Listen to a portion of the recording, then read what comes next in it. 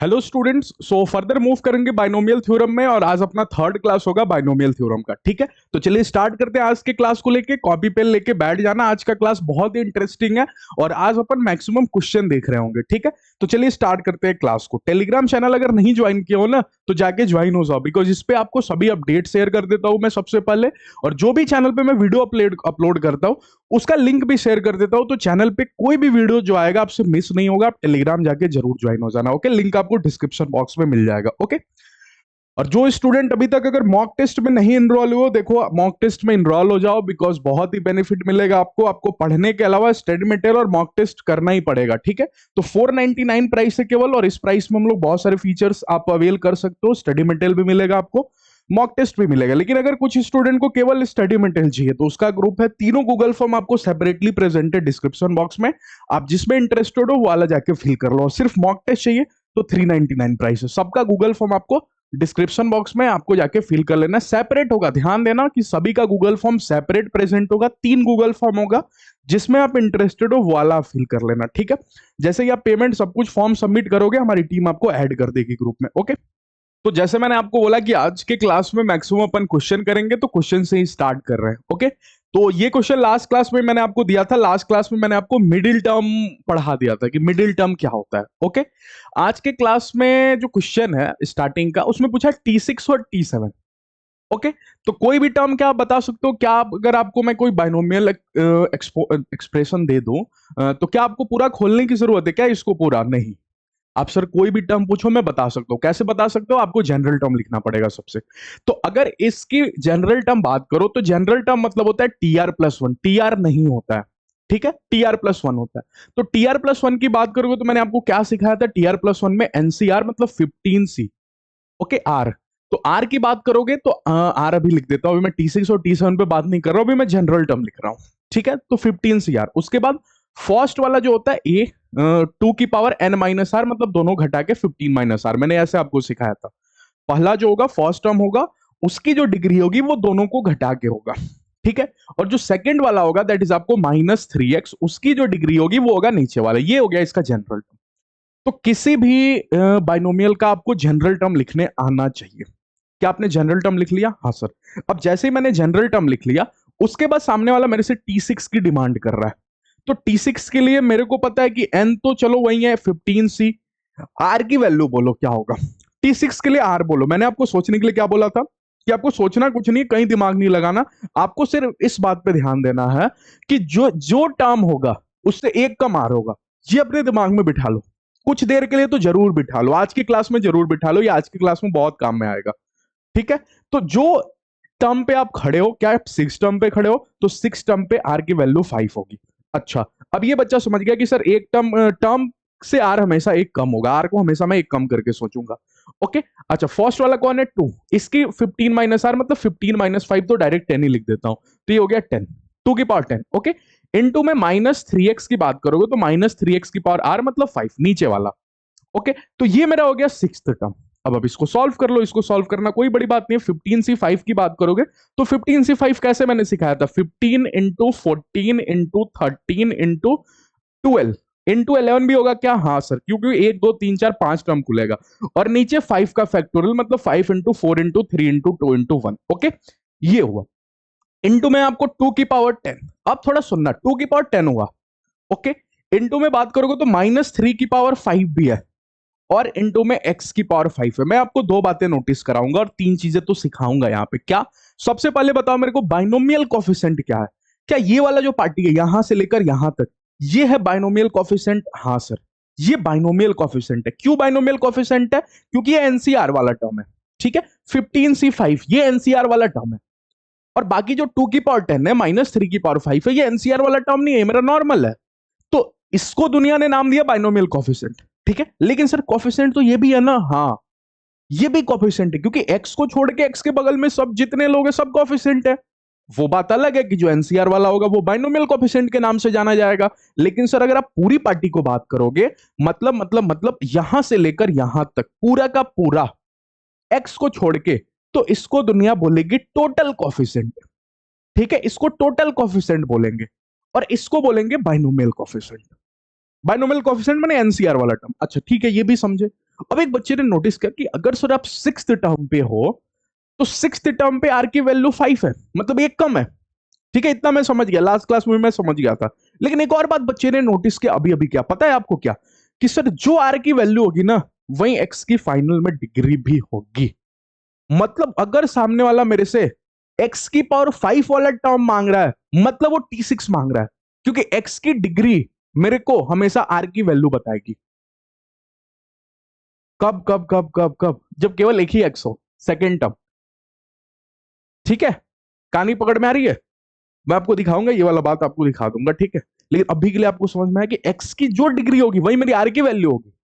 तब जब एक्स केवल यहां पे बैठा हो, अगर एक्स यहां पे भी बैठ गया तो हो सकता है एक्स की कुछ और डिग्री बने, लेकिन अगर केवल एक्स यहां पे बैठा है सेकेंड टर्म में, तो क्योंकि अगर एक्स यहां पे नहीं है तो एन माइनस आर में नहीं आएगा, वो सिर्फ एक्स की पावर आर में आएगा। और एक्स की पावर आर मतलब जो आर की वैल्यू वही एक्स की डिग्री चढ़ेगी। और अगर सोचो एक्स यहां पे भी होता तो एक्स यहां पे भी आता, तो एक्स एन माइनस आर में आता तो एक्स की डिग्री कुछ यहां से भी आती, तो दोनों डिग्री घट के या ऐड होके एक्स की कुछ और डिग्री होती। तो उस टाइम अपन नहीं बोल सकते कि सर आर की जो आर का जो वैल्यू है वही एक्स की डिग्री है। ये बात पूरी तरीके से सच नहीं है, ये तब सच है जब एक्स केवल सेकेंड टर्म में बैठा हो। ओके, तो जो एक्स की डिग्री होगी वही मेरी आर की वैल्यू होगी जब एक्स आपको सेकंड टर्म। ये बात लिखूंगा नहीं कि पूरी तरीके से सच नहीं है, ठीक है। पिछले क्वेश्चन में आपको बोला सम ऑफ ऑल कोफिशिएंट बता दो मेरे को। क्या मैंने आपको लास्ट क्लास में जाते जाते बताया था कि सम ऑफ ऑल कोफिशिएंट कैसे पता करते हैं? अगर सारे कोफिशिएंट का सम सामने वाला पूछ रहा है तो आपको एक्स हटाना पड़ेगा, केवल कोफिशिएंट से बात करना पड़ेगा। एक्स हटाना, कोफिशिएंट रखना, मतलब एक्स की जगह 1 रखना। हाँ, एक्स की जगह 1 क्या इसमें रख दूं? नहीं, इसमें रखना था, क्योंकि इसके सिर्फ T6 ही थोड़ी होगा। अच्छा, T7 आप बता लोगे, T7 आप खुद से पता कर लोगे ना। हाँ, T7 में आर की वैल्यू बोलो 6, सिर्फ एक्स यहां पे बैठा है तो एक्स की वैल्यू बोलो 6, सॉरी एक्स की डिग्री बोलो 6। अगर T7 की बात हो रही है तो T7 के लिए आर बोलो 7। अच्छा, सिर्फ एक्स अगर सेकेंड टर्म में बैठा, मैं यहां पे लिख देता हूं x only in at place of second term, at place of second term, अगर सिर्फ सेकेंड टर्म के जगह बैठा हुआ है एक्स, ओके, तो degree of x is equal to r. जो एक्स की डिग्री होगी वो आर की वैल्यू भी होगी मेरी, तब जब आपको एक्स भैया केवल सेकंड वाले टर्म की जगह बैठे होंगे। क्या ये बात आपको पकड़ में आया? और आर की वैल्यू 7। अच्छा, चले चले चले चले, इतनी सी बात बच्चे को समझ में आ गई। सम ऑफ ऑल कोएफिशिएंट के लिए x1 रखना है, लेकिन किस में रखना है सर? इसमें रखना है x1, क्योंकि इसके और भी तो टर्म खुलेंगे ना, केवल T6 T7 तो नहीं होगा। बताओ कितने टर्म खुलेंगे? 16 टर्म, क्योंकि n की वैल्यू 15 है। अगर n की वैल्यू 15 है तो 16 टर्म खुलेगा। तो जितने भी टर्म है उसमें सबका कोफिशिएंट का सम क्या होगा? तो x की वैल्यू आपको 1 रखना है, तो 2 माइनस 3 इंटू 1, दैट इज आपको कितना हो जाएगा? 2 माइनस 3 इंटू 1 की 15 डिग्री भी है। तो 2 माइनस 3 कितना होता है? -1 होता है क्या? तो -1 की 15 डिग्री -1 आ गया। इतना सिंपल सर? हाँ, यही करना है। हाँ, 2 माइनस 3 -1 होता है, यही है sum of all coefficient -1। All coefficient का सम -1। हाँ, घर पे बैठना, 16 टर्म खोलना, सभी का कोफिशिएंट का सम करना, आंसर -1 ही होगा। मिडिल टर्म बताओ भैया मेरे को जल्दी से। मिडिल टर्म, मिडिल टर्म के नाम पे मैंने क्या आपको थ्योरी सिखाया था? मिडिल टर्म के नाम पे सिखाया था, सबसे पहले एन को देखो। क्या एन 15 है? तो इसके 16 बच्चे खुलेंगे, 16 टर्म। 16 बच्चे में से बीच में कौन सा बच्चा बैठेगा? बीच में सर 16 बच्चे अगर है ना, तो 8-8 का अगर आपने पेयर बना दिया, मैंने 8 को इधर बिठाया 8 को, तो बीच में तो कोई बचेगा ही नहीं। नहीं सर, तो बढ़िया है 7-7 को पकड़ो। अगर आपने 7 को इधर से खींचा तो T8 बैठा, और फिर उसके अगला T9 बचा, और फिर 7 बच्चे इधर बैठे गए। अरे कहानी समझ में आया? ये गया, इसके 16 बच्चे, इसको बीच वाले बच्चे को पकड़ना है। तो अगर 16 बच्चे निकल रहे हैं सर, तो 8-8 को अगर मैंने बिठा दिया तो बीच में तो कोई बैठेगा ही नहीं। तो ये बोलेगा 7-7 अलग बैठो, और बीच के मैं 2 उठाऊंगा, 1 नहीं उठाऊंगा। ठीक है, 2 उठाऊंगा क्योंकि 2 बीच में बैठा। तो 7 को इधर साइड किया, तो 7 के बाद 8वां, मतलब 8th term is middle term. लेकिन 9th वाला बोलेगा मैं भी मिडिल हूं, क्योंकि 7 इधर साइड में हो जाएंगे तो मैं भी तो बच जाऊंगा ना बीच में। तो T8 and T9 is middle term. ऐसे सोचना है, फॉर्मूला पे दिमाग नहीं लगाना, ठीक है। तो मिडिल टर्म भैया T8 होगा इसके केस में, और T9 होगा। अब T8 बताना कोई बड़ी बात नहीं है, अगर मेरे हाथ में जनरल टर्म है तो T8 के लिए बोलो NCR 10CR, R की वैल्यू बोलो 7, ओके। और पहले की डिग्री दोनों को घटा के, पहला कौन है भैया? 2, तो 2 की डिग्री दोनों को घटा के, तो 10 - 7 कितना होता है? 3। और दूसरे की डिग्री नीचे वाला, दूसरा कौन है, -3x। ओके, तो -3x की डिग्री नीचे वाला, नीचे वाला मतलब 7, ये मैंने T8 बता दिया। ओके, T9 बता दो, T9, T9 की वैल्यू अगर बताओगे तो 10C, आर बोलो जल्दी से, नाइन्थ टर्म के लिए 8, सर आर हमेशा एक कम होगा। ओके, पहला वाला का दोनों घटा के डिग्री देते हैं, तो पहला वाला 2 है, दोनों को घटा के डिग्री लेगा तो 2 लेगा, ठीक है। और दूसरा वाला मतलब -3x से नीचे वाला डिग्री लेता है, मतलब 8 लेगा। एक मजे की बात बताऊं आपको, क्या, लेकिन सर ये बता चुके आप, कोई बड़ी बात नहीं है। मैं 10C8 के पीछे नहीं भागूंगा। क्यों 10C8 के पीछे नहीं भागूंगा सर? क्योंकि 10C8 के टाइम में 10 के बाद 8 टर्म खोलना पड़ेगा। मैं इसके दूसरे भाई 10C2 के पीछे भागूंगा, वो आसान होगा ना। हाँ, 10 × 9 ऊपर से दिखेगा और नीचे से दिखेगा 2 × 1। तो 10C8 के पीछे मैं नहीं भागूंगा, मैं 10C2 के पीछे भागूंगा, क्योंकि वो निकालना मेरे लिए आसान होगा शॉर्ट ट्रिक वाले मेथड से, ठीक है। तो मिडिल टर्म भी मैंने बता दिया, तो मिडिल टर्म कोई बड़ी बात नहीं होती है। क्या इसका मिडिल टर्म सोच लोगे? अच्छा, अब देखो, अब आपको दिखाता हूं जो मैंने कॉन्सेप्ट आपको अभी अभी सिखाया स्टार्टिंग में, एक्स की डिग्री आर की वैल्यू आज के दिन नहीं होगी। क्यों? क्योंकि एक्स यहां पे भी बैठा है, सामने वाला मिडिल टर्म मांग रहा है इसकी, मेरे को अंदर क्या है उससे मतलब नहीं है, ऊपर कौन है इससे मतलब, इसके कितने बच्चे, 10 बच्चे। 10 बच्चे में से बीच में कौन बैठेगा सर? अगर 5-5 को कर दिया तो बीच में तो कोई आएगा नहीं, तो बेटर है 4 को इधर बिठा, 4 को इधर बिठा। तो 4 के बाद नेक्स्ट टर्म कौन होगा? Fifth term. तो सर फिफ्थ टर्म बीच में बैठेगा। ओके, और सिक्स्थ बोलेगा मेरे को भी ले लो, क्योंकि वो लोग भी छोड़ के चले गए, क्योंकि इधर से भी तो 4 साइड होंगे, तो सिक्स्थ को भी कोई नहीं लेके जाएगा अपने साथ, तो T5 और T6 बीच में रह जाएंगे। ओके, तो T5 की वैल्यू बोलो जल्दी से, T5 की वैल्यू, NCR मतलब 9C, आर बच्चा सोच रहा है फिफ्थ के लिए R4, 9C4। फर्स्ट वाले का डिग्री दोनों को घटा के मिलता है, मतलब 9 - 5 सब्ट्रैक्ट करोगे 5 होता है, 9 - 4। ओके, और दूसरे वाले की डिग्री 1/x। ओके, इसकी डिग्री कहीं ना कहीं नीचे वाला कौन है? 4। ओके, चलो 9C4 को तो चलो मैं छेड़ता ही नहीं हूं, इसकी वैल्यू मैं नहीं निकालता हूं। एक्स का यहां से डिग्री सोचो कितना, 10। ओके, एक्स का यहां से डिग्री सोचो -4। ओके ओके ओके, तो ओवरऑल अगर यहां से देखो तो 9C4 तो अपनी जगह बैठा हुआ है, 9C4 बाइनोमियल कोफिशिएंट नाम है इसका।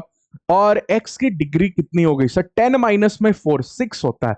x की डिग्री 6, r की वैल्यू तो 4 थी सर, 9C4।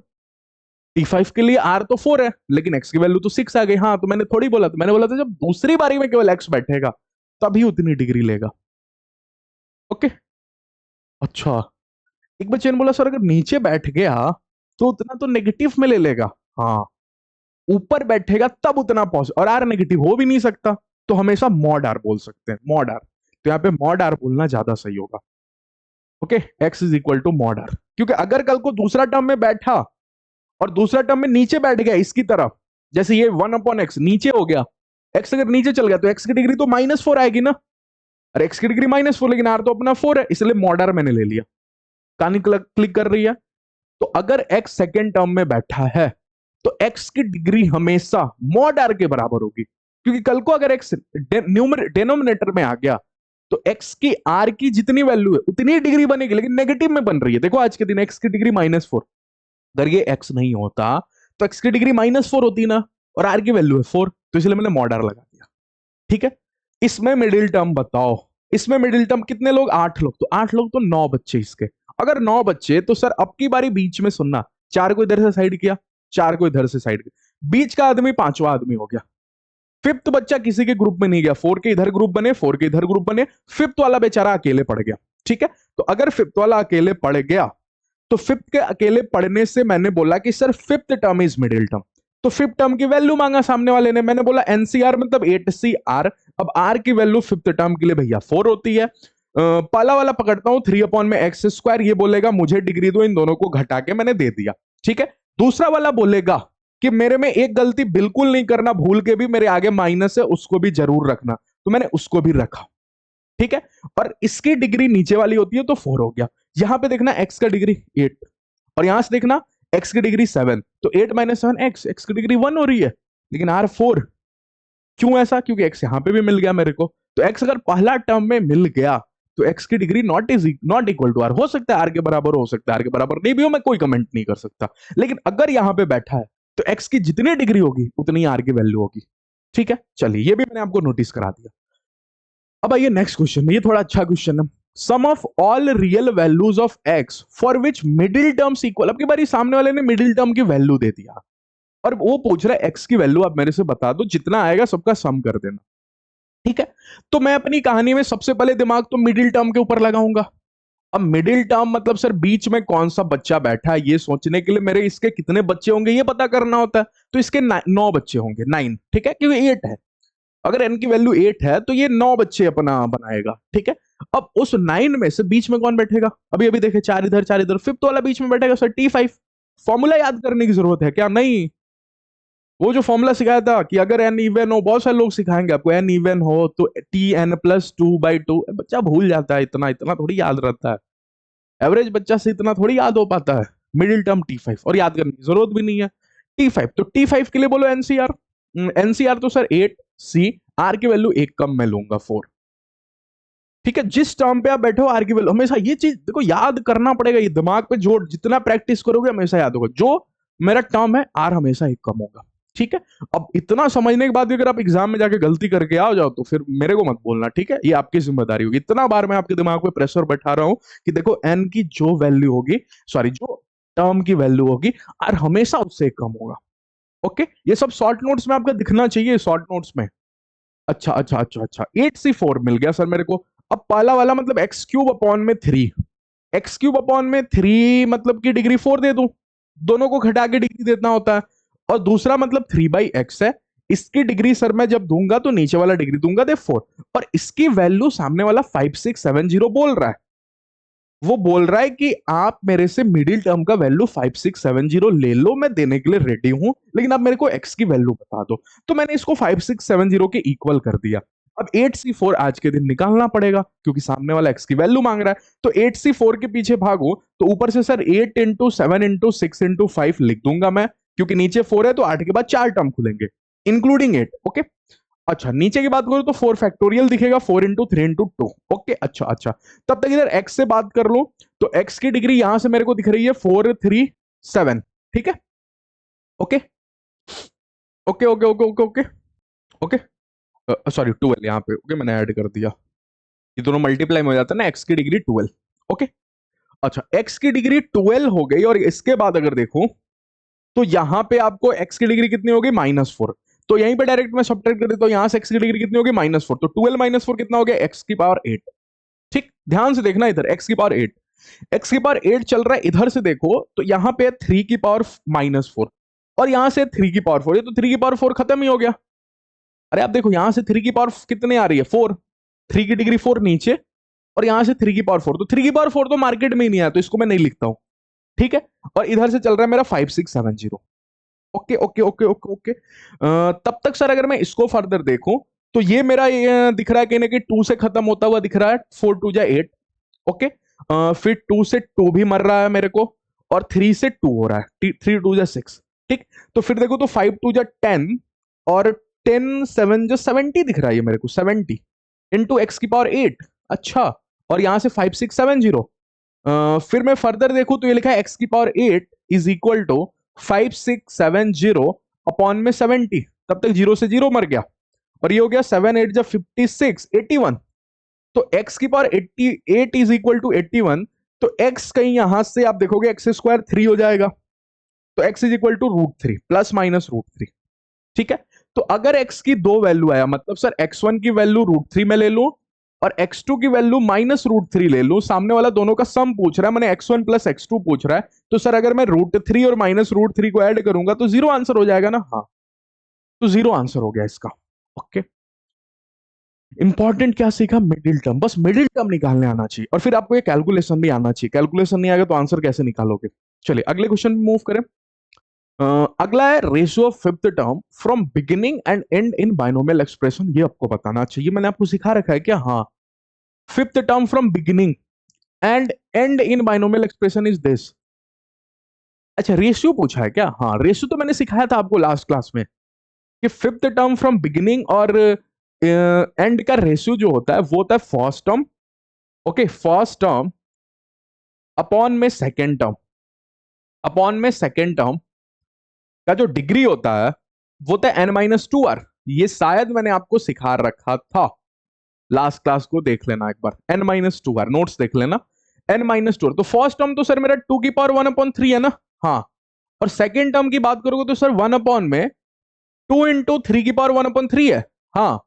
और इसकी डिग्री सामने वाला n माइनस टू आर बोल रहा है, तो n की वैल्यू तो 10 है, माइनस में 2 इंटू में r की वैल्यू। अब सर फिफ्थ टर्म की बात हो रही है, तो फिफ्थ टर्म के लिए R5 रख दूं क्या? गलती से भी नहीं। यही बात तो मैं आपके दिमाग में उसी टाइम से एंट्री करा रहा हूं, इसी बात का, कि जिस टर्म की बात होगा आर की वैल्यू हमेशा एक कम लेना है। कोई बच्चा एग्जाम में जाके भी अगर ये गलती किया ना, तो फिर आप सोचना ये गलती नहीं करना। इतना प्रेशर से डायलॉग आपके दिमाग के अंदर फिट करा रहा हूं। अच्छा अच्छा अच्छा, ठीक है सर, ठीक है ठीक है ठीक है ठीक है, आगे आगे आगे आगे। 2 की पावर 1/3, 2, ये 2 ऊपर जाएगा कि नीचे से काटेगा बताओ? ये डिवाइड बाई है तो मल्टीप्लाई होगा तो 2 ऊपर चला जाएगा, तो 2 की पावर, ये 2 की पावर 2/3 है क्या? 1/3 प्लस में 1, 4/3 हो जाएगा ना। इसकी डिग्री कितनी है? 1। ऊपर जाके मल्टीप्लाई होगा तो प्लस में 1 होगा, तो 3 प्लस 1 4/3 होगा, ठीक है। 2 की डिग्री 4/3 और इनटू में 3 की डिग्री कितनी हो जाएगी? 1/3। ओके। इसकी ओवरऑल डिग्री कितनी होगी? 10 माइनस में 8, 10 माइनस 8 तो स्क्वायर होता है ना, हाँ। ये आंसर हो गया। अब इसको फर्दर आप ऑप्शन देख के सॉल्व कर सकते हो। ओके, चलिए अगले क्वेश्चन में मूव करते हैं। नेक्स्ट क्वेश्चन है total number of term. Total number of term निकालना आपको सिखाता हूं। सर ये तो आपने सिखा रखा है टोटल नंबर ऑफ टर्म, हाँ। लेकिन सुनना कंडीशन, एन की जो वैल्यू होगी, एन की वैल्यू, एन की वैल्यू, ठीक है, से हमेशा एक ज्यादा होगा नंबर ऑफ टर्म। ये डायलॉग क्या आपको याद रहेगा? होगा नंबर ऑफ टर्म। लेकिन ये जो बात होता है ना, ये कभी कभी झूठ निकल जाता है। कब झूठ निकलता है ये भी देखना। हालांकि आपको जब भी, जो अभी तक पढ़ा आपने एक्सप्रेशन, वो जब भी दिया रहेगा तब तब तो ये सही होगा। लेकिन कई बार, मैक्सिमम कई बार कंडीशंस में आपको ये चीज से बात नहीं बनती कि एन की वैल्यू देख के मैं आपको टोटल नंबर ऑफ टर्म बता दूं। तो मैं आपको कुछ एग्जांपल दिखाता हूं, थोड़ा ध्यान से देखना उस एग्जांपल को। ओके, तो एग्जांपल जो मेरे पास है वो मैं आपको दिखा देता हूं। ओके, सबसे पहला एग्जांपल अगर मैं आपसे पूछूं कि भैया आप मेरे को सबसे पहले बताओ, जो जो मैं लिखूंगा वो आपको सोचते आना है। 1 माइनस में एक्स की डिग्री अगर मैं आपके सामने 15 दे दूं, ओके, तो आप मेरे को नंबर ऑफ टर्म बताओ, इसमें कितने टर्म खुलेंगे? अगर x की डिग्री 15 है तो नंबर ऑफ टर्म बताओ कितने होंगे? 16। क्योंकि n की वैल्यू सर अगर 15 है तो एक ज्यादा टर्म होगा, 16 टर्म। बच्चे ने बोला अच्छा, मैंने बोला बिल्कुल सही है, अभी आपने जो पढ़ा वही आंसर किया। अगर मैं सेकंड आपसे पूछूं, सेकंड एग्जांपल जो मेरे पास है, दैट इज 1 माइनस में 2x प्लस में एक्स स्क्वायर, इसकी डिग्री सर 15 है, इसमें बताओ नंबर ऑफ टर्म। देखना ध्यान से। अब बच्चा बोलेगा सर यहाँ पे 3 टर्म हो गया, ये बाइनोमियल तो नहीं है, हाँ। लेकिन अगर मैं देखूं थोड़ा दिमाग लगा के, तो ये लिखा है आपको अगली लाइन में x माइनस टू का होल स्क्वायर। सोच जाओ, x माइनस टू का होल स्क्वायर, और इसके ऊपर 15 डिग्री है, तो ये x माइनस टू का होल स्क्वायर लिखा है, A square plus B square minus two A B. अच्छा, तो अगर अब मैं सर देखूं तो x माइनस टू का ओवरऑल डिग्री 30 है, तो इसमें 31 टर्म खुलेगा, हाँ। तो ओवरऑल डिग्री हमेशा देखना है, हाँ, ओवरऑल डिग्री देखना है। ऐसा नहीं कि आपने 15 देखा 16 टर्म बोल दिया, नहीं, इसके नीचे भी तो 2 डिग्री है ना, इसकी भी, तो ओवरऑल डिग्री 30 है, तो 31 टर्म खुले। ओके, ठीक है। एक और इंटरेस्टिंग बात, अच्छा तीसरा, थर्ड पॉइंट, थर्ड पॉइंट मैं आपके सामने रखता हूं। 1 प्लस में 3x प्लस में 3x स्क्वायर प्लस में x क्यूब, इसकी डिग्री 15 है। ओके, अब बताओ नंबर ऑफ टर्म। ये बाइनोमियल थ्योरम फिर से, बाइनोमियल टर्म फिर से नहीं है, तो अगर बाइनोमियल नहीं है तो बाइनोमियल बन जाएगा कहीं ना कहीं। जो फॉर्मूला लिखा है वो 1 प्लस एक्स का होल क्यूब लिखा है, 1 प्लस एक्स का होल क्यूब, और उसकी डिग्री 15। तो फिर से अभी अभी सर आपने सिखाया कि ओवरऑल डिग्री लेके सोचना है, तो 1 प्लस एक्स की ओवरऑल डिग्री आपको 45 है। तो अगर 45 है तो सर मेरे पास 46 टर्म खुलेगा। अभी तक कहानी मेरा बिल्कुल क्लियर है, बिल्कुल अभी तक कोई तकलीफ नहीं है।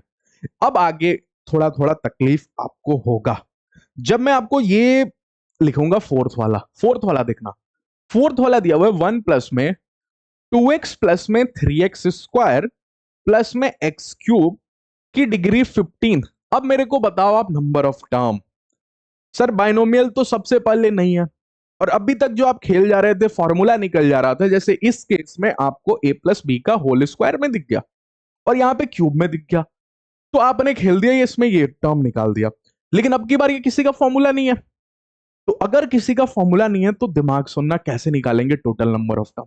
जिस दिन ये खुलेगा, क्या इसमें x की डिग्री 0 है, तो ये x की डिग्री 15 लेके बैठेगा। सोचो, अरे दिमाग लगा के देखो, ये x की डिग्री 15 लेके बैठेगा जिस दिन ये खुलेगा, तो पहला टर्म x की पावर 15 वाला होगा, और सबसे आखिरी टर्म ये जिस दिन खुलेगा, ये x की डिग्री अपने ऊपर 45 लेगा। तो सबसे पहला टर्म x की पावर 15 से खुलेगा और सबसे आखिरी टर्म कहीं x की पावर 45 होगा, 15 की 3 से मल्टीप्लाई होगी। अब इसके बीच में कितने टर्म होंगे भैया, वही आपको सोचना है। तो x की पावर 15 से 45 के बीच में कितने टर्म होंगे, दोनों को सब्ट्रैक्ट कर दो। 45 माइनस 15, 45 माइनस 15 मैंने सब्ट्रैक्ट कर दिया। ओके, और प्लस वन करना लास्ट में नहीं भूलना, क्योंकि x की पावर 15 को फिर आप काउंट नहीं कर पाओगे। दोनों का गैप निकाल रहे हो ना आप, 15 माइनस में 45 माइनस 50 कितना हुआ, 30, तो 31 टर्म मेरे को दिखेंगे सर। अच्छा, बात यहां तक भी क्लियर है बच्चे को? ओके, अच्छा सॉरी, एक्स की पावर 15 ले लिया, एक्स की पावर 0 होगा ना, यहाँ पे एक्स की पावर 0 है, एक्स की power 0, sorry sorry sorry sorry, x की पावर 0 है ना, एक्स की पावर 1 थोड़ी है, तो यहाँ पे एक्स की पावर 0 है, तो 0 से 45 तक, एक मिनट गड़बड़ हो गया, 45 माइनस 0, तो 45 माइनस 0 तो 45, और प्लस वन करने के साथ 46 टर्म निकले यहां से, तो इस वाले केस में सर 46 टर्म हुआ। ओके, अगला नेक्स्ट, एक और दिमाग लगाने की बारी है। अगला बोल रहा हूं आपसे, x माइनस में 3x स्क्वायर प्लस में 4x क्यूब के डिग्री 15 में टोटल नंबर ऑफ टर्म बताओ। चलो इसमें बताओ, तो इसमें अगर आप बताने जाओगे तो इस बार यहां से बोलो x की डिग्री कितनी, 15। जिस टाइम ये खुलेगा x की पावर 15 लेके बैठेगा, x की पावर 15, और जिस दिन ये खुलेगा सबसे लास्ट वाला, तो ये x की डिग्री 45 लेगा। हाँ, तो इसमें कहीं ना कहीं सर अगर मैं देखूं तो बीच का गैप 45 माइनस 15 हो रहा है। हाँ, और प्लस में 1 लास्ट में करूंगा तो 31 टर्म इसमें दिख रहा है। ओके ओके ओके, ये भी, ये दोनों से बिल्कुल सेम टू सेम है, तो ये आपका प्रैक्टिस भी हो गया। अच्छा, लेकिन अगला 6th नंबर, ये थोड़ा सा आपका दिमाग खोलेगा, इसमें सोचना कि अगर मैंने कल को कहानी में 1 प्लस में एक्स स्क्वायर माइनस में एक्स की पावर 4 की पावर 10 ले लिया, तो कहानी देखना। अच्छा, एक बच्चे ने मेरे से पूछा कि सर यहाँ पे प्लस माइनस से कोई फर्क नहीं पड़ेगा क्या? नहीं, प्लस माइनस से क्या फर्क पड़ता है, उससे कोई फर्क नहीं पड़ता ना। साइन से आपको साइन थोड़ी पूछा, कितने टर्म खुलेगा ये पूछा, तो प्लस माइनस से कोई फर्क नहीं पड़ने वाला। ओके, अब बच्चे ने यहां पे देखा कि सर यहाँ पे एक्स की पावर 0 है, तो एक्स की पावर 0 मतलब 10 से मल्टीप्लाई होकर भी 0 ही होगा, ये वाला गलती फिर से नहीं करना सर आप, ठीक है। अच्छा, ये जिस दिन खुलेगा सर एक्स की पावर 40 अपने ऊपर रखेगा। अब बच्चे ने तुरंत देखा 40 और 0 का गैप, 40 और 0 का गैप, और प्लस 1 करके उसने आंसर कर दिया, मतलब 41 टर्म खुलेगा। लेकिन जैसे ही लेके बच्चा आंसर सर के पास गया, उसके सर ने एक बात पूछा, क्या, कि अगर आप यहां पे देखोगे एक्स की पावर 0 होगा, अगला एक्स की पावर 1 है, मतलब एक्स की पावर 15 है। ओके, अगला एक्स की पावर 30, 15 इंटू 2 30 भी है।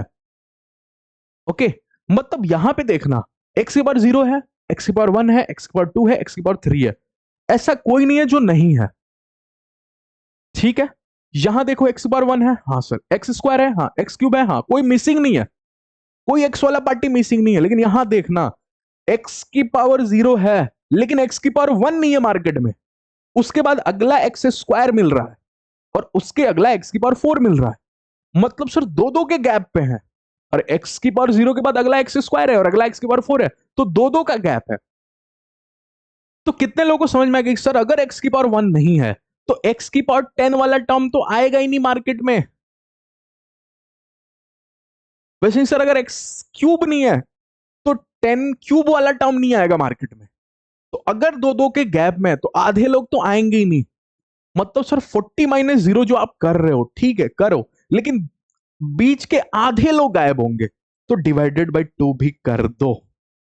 मतलब 40 माइनस 0 अपॉन में 2 कहीं 20 होता है, 20 प्लस में 1 मार्केट को 21 टर्म बताओ। हाँ, ये सर आपने क्या किया, मतलब सर सबसे पहले वाले में देखना है कितना डिग्री ले रहा है, सबसे आखिरी वाले में देखना है कितना डिग्री ले रहा है, दोनों का गैप +1 करना है। लेकिन हमेशा ध्यान देना है कि ये डिग्रियों में जितना का गैप होगा उतने से डिवाइड भी करना है। लास्ट में आपको फॉर्मूला बना के भी दिखा दूंगा, घबराने की जरूरत नहीं है, एक आखिरी करो समझ जाओगे, ठीक है।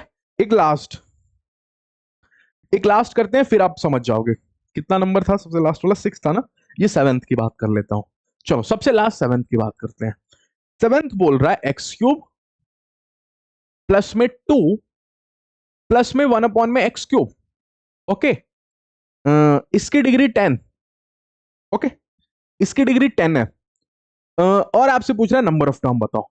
तो अगर इसकी बात करूं तो सर यहां से अगर मैं देखूं तो यहां से x की पावर 30 मार्केट में आएगा, 3 इंटू 3 30। और यहां से अगर मैं देखूं तो x की पावर -30 आएगा। ठीक है, ओके ओके ओके। तो 30 से -30 का गैप। ओके, मतलब कहीं ना कहीं सर 30 माइनस में -30 तो प्लस का 30 हो जाएगा, और प्लस में 1। लेकिन लेकिन लेकिन हमेशा गैप से डिवाइड करना नहीं भूलना। गैप कितने का है? क्या एक्स क्यूब के बाद एक्स की पावर 0 आ जा रहा है? यहां देखो एक्स की पावर 0। ओके, एक्स की पावर 0 और फिर एक्स की पावर -3 आ जा रहा है। मतलब खेल 3 3 के गैप पे चल रहा है। देखो, एक्स क्यूब से एक्स की पावर 0 आया, फिर एक्स की पावर 0 से एक्स की पावर -3 आया। तो 3 3 के गैप पे चल रहा है। तो 3 से डिवाइड मैंने कर दिया। तो 30 प्लस में 30 है 60 होता है। 60 की 3 से डिवाइड 20, 20 प्लस में 1, मतलब इसमें भी 21 टर्म दिखेगा आपको। ओके, तो यहां से फॉर्मूला अपन क्या सोच सकते हैं कि देखो भैया, जो फॉर्मूला है मेरे पास टोटल नंबर ऑफ टर्म निकालने का, टोटल नंबर ऑफ टर्म निकालने का, तो उसमें मैं लिख सकता हूं कि लास्ट टर्म का डिग्री, लास्ट टर्म का डिग्री। ओके, लास्ट टर्म का क्या डिग्री है उसको पकड़ो। ओके, माइनस में फर्स्ट टर्म का डिग्री पकड़ो, फर्स्ट टर्म का डिग्री पकड़ो, और गैप, गैप केवल लिख देता हूं, गैप से डिवाइड करना नहीं भूलो, और लास्ट में +1 कर दो। कोई मैं मतलब किताब में लिखा हुआ फॉर्मूला नहीं है, खुद से बना के लिख रहा हूं, इसलिए गैप लिख दिया, आप समझ जाना। ओके, सिर्फ गैप लिख दिया, आप समझ जाना। ओके, चले। तो ये हो गया टोटल नंबर ऑफ टर्म का फॉर्मूला। क्या आपको कहानी समझ में आया? तो अगर सर यहां पे देखोगे बेसिक वाले में, तो यहां से बोलो एक्स की डिग्री कितनी है? 0। यहां से बोलो, सॉरी, एक्स की डिग्री यहां जब खुलेगा तो कितना खुलेगा? यहां अगर खुलेगा तो एक्स की डिग्री 15 सॉरी 0 खुलेगा, क्योंकि एक्स की डिग्री 0 है, 15 से मल्टीप्लाई होकर भी 0 ही होगा। और यहां एक्स की डिग्री बोलो 15। 15 माइनस 0 प्लस में 16 ही होता है। ओके, गैप कुछ है नहीं, क्योंकि एक्स की पावर 0 के बाद एक्स की पावर 1 आ रहा है, तो गैप नहीं है, तो गैप से डिवाइड भी नहीं होगा। अच्छा ठीक है सर, ठीक है ठीक है। तो टोटल नंबर ऑफ टर्म ऐसे निकलेगा, ध्यान में रहेगा। ओके, चलिए नेक्स्ट बात करते हैं ग्रेटेस्ट कॉफिशिएंट। अब ग्रेटेस्ट कॉफिशिएंट मतलब कॉफिशिएंट पे आ चुके हैं अपन। अब कॉफिशिएंट के बहुत सारे क्वेश्चन एग्जाम में पूछता है, और बाइनोमियल थ्योरम में पिछले 4 5 साल में बात करोगे ना, तो सबसे ज्यादा क्वेश्चन कॉफिशिएंट से ही आया है। सबसे ज्यादा क्वेश्चन ग्रेटेस्ट कॉफिशिएंट से नहीं है, लेकिन कॉफिशिएंट बेसिस पे ही आया है। तो आज की क्लास में वो सीखेंगे, तो ध्यान से सीखना, ये एग्जाम पॉइंट ऑफ व्यू से बहुत इंपॉर्टेंट है, यहीं से क्वेश्चन पूछता है। ओके, सबसे पहले ग्रेटेस्ट कॉफिशिएंट मतलब जितने टर्म खुलेगा आपका, उसमें से सबसे बड़ा कॉफिशिएंट किसका होगा? सबसे बड़ा कोफिशिएंट में तो बाइनोमियल कोफिशिएंट की टोटल कोफिशिएंट, टोटल कोफिशिएंट। सामने वाला अगर बाइनोमियल नहीं यूज कर रहा है तो आपको टोटल समझना है, टोटल कोफिशिएंट। ओके, अगर टोटल कोफिशिएंट सबसे बड़ा किसका होगा, तो एक बच्चा दिमाग लगा रहा है कि सर स्टार्टिंग में एनसीआर की वैल्यू NC0 NC1 होती जाती है, कहीं बीच में कुछ एनसी, मतलब बीच में एक ऐसा टर्म आता है ना जो बाकी कहीं नहीं मिलेगा, क्योंकि इसके आगे आप जाओगे तो पिछला वाला ही मिलते जाएगा। अरे मैंने आपको सिखाया ना कि एनसी रिजेक्शन और वो सिलेक्शन बराबर होता है। तो NC0 की बात करोगे या मिडिल टर्म के बाद जो अगला टर्म होगा उसके एनसीआर की वैल्यू बात करोगे, तो दोनों बराबर ही होता है। तो इसीलिए बीच में बैठा हुआ वाला आदमी का जो कॉफिशिएंट होगा वो मैक्सिमम होगा, ये दिमाग में समझ जाना। Coefficient of middle term is maximum हमेशा। तो अगर सामने वाला ग्रेटेस्ट कॉफिशिएंट पूछ रहा है, तो मेरे को मिडिल टर्म को पकड़ना है। मिडिल टर्म का जो कॉफिशिएंट होगा ना, वही मेरा मैक्सिमम कॉफिशिएंट होगा। तो अगर एन की वैल्यू इवन हो, एन की वैल्यू ऑड हो, क्या मैंने आपको फॉर्मूला बता रखा है इवन के टाइम में कितने टर्म, मैं केवल लिख देता हूं यहाँ पे। अगर इवन है तो ऑड टर्म्स खुलेंगे, ऑड टर्म्स होंगे, और ऑड टर्म्स होगा तो जल्दी से बोलो कितने मिडिल टर्म होगा? एक ही मिडिल टर्म होगा। तो अगर एक मिडिल टर्म होगा, सुनना, एक मिडिल टर्म होगा तो कॉफिशिएंट भी एक ही आएगा, सिर्फ इसी का कॉफिशिएंट होगा, इसी का कॉफिशिएंट भी आएगा। ओके, लेकिन लेकिन लेकिन अगर कहानी में एन की वैल्यू ऑड हो गई तो ऑड होने से फर्क कितना पड़ता है sir? Even number of terms खुलेगा, इवन नंबर ऑफ टर्म्स आएगा। तो इवन नंबर ऑफ टर्म्स आएगा मतलब भाई के इवन नंबर ऑफ बच्चे होंगे, तो बीच में बिठाने के लिए दो बच्चे आएंगे सामने, ठीक है। तो दो मिडिल टर्म होगा, ओके, दो मिडिल टर्म होगा। तो दो मिडिल टर्म होगा तो कोफिशिएंट भी सर दो होगा क्या? ओके, तो सर दो कोफिशिएंट मतलब दो बड़ा कोफिशिएंट तो नहीं आ सकते ना, ऐसा होगा कि दोनों में किसी एक ही का कोफिशिएंट बड़ा होगा। जैसे मान जाओ दो मिडिल टर्म होगा, ठीक है, T7 और T8। तो T7 का कोफिशिएंट मैंने निकाला 15 है, 15 आया, और T8 का कोफिशिएंट निकाला 18 आया। तो ऑब्वियस सी बात है, देख के पता चल रहा है 15 और 18 में 18 बड़ा है। तो अपन दोनों का कोफिशिएंट निकालेंगे, दोनों का कोफिशिएंट फाइंड करो, दोनों का कोफिशिएंट, दोनों का कोफिशिएंट फाइंड करो और देख के पता करो कि कौन बड़ा है। देख के ही पता चल जाएगा ना, कोफिशिएंट में निकाला, एक का कोफिशिएंट 15 आया, एक का कोफिशिएंट 18 आया, तो देख के पता चल जाएगा। देन डिसाइड करो, देन डिसाइड करो। तो सब आपको नोट्स में मिलेगा, अगर आप इनरोल रहोगे तब ग्रुप में जाके। स्टडी मटेरियल के साथ साथ नोट्स भी मिल रहा है, ओके। इसी का कोफिशिएंट ग्रेटेस्ट लिख देता हूं, ग्रेटेस्ट होगा, भी आएगा नहीं, ग्रेटेस्ट होगा लिख देता हूं, ओके, ग्रेटेस्ट होगा। कहानी समझ में आई? क्योंकि एक ही मिडिल टर्म आ रहा है, तो इस बार मेरे को ज्यादा डिसाइड नहीं करना, जो इसका कोफिशिएंट होगा वही ग्रेटेस्ट होगा। लेकिन इस बार दो आ रहे हैं, तो दोनों का कोफिशिएंट निकलेगा, और फिर अपन देख के बताएंगे कि कौन बड़ा है कौन छोटा है, बाकी उस मेरे को मतलब ही नहीं है, ठीक। अच्छा चलिए, क्वेश्चन पूछ रहा है 18 CR will be maximum when R is equal to. अब ये क्या बात बोल दिया सर आपने? आपने बोला सबसे पहले मिडिल टर्म निकालना है, उसका जो कोफिशिएंट होगा वही बड़ा होगा। अच्छा ठीक है, क्या n की वैल्यू बदलती है क्या किसी भी टर्म में? 18 CR कोई टर्म होगा, लेकिन जो भी टर्म होगा भैया n की वैल्यू तो 18 रखेगा ना, क्योंकि किसी भी टर्म के लिए n की वैल्यू नहीं बदलती, हमेशा NCR R की वैल्यू बदलते रहती है, लेकिन n की वैल्यू नहीं बदलती ना।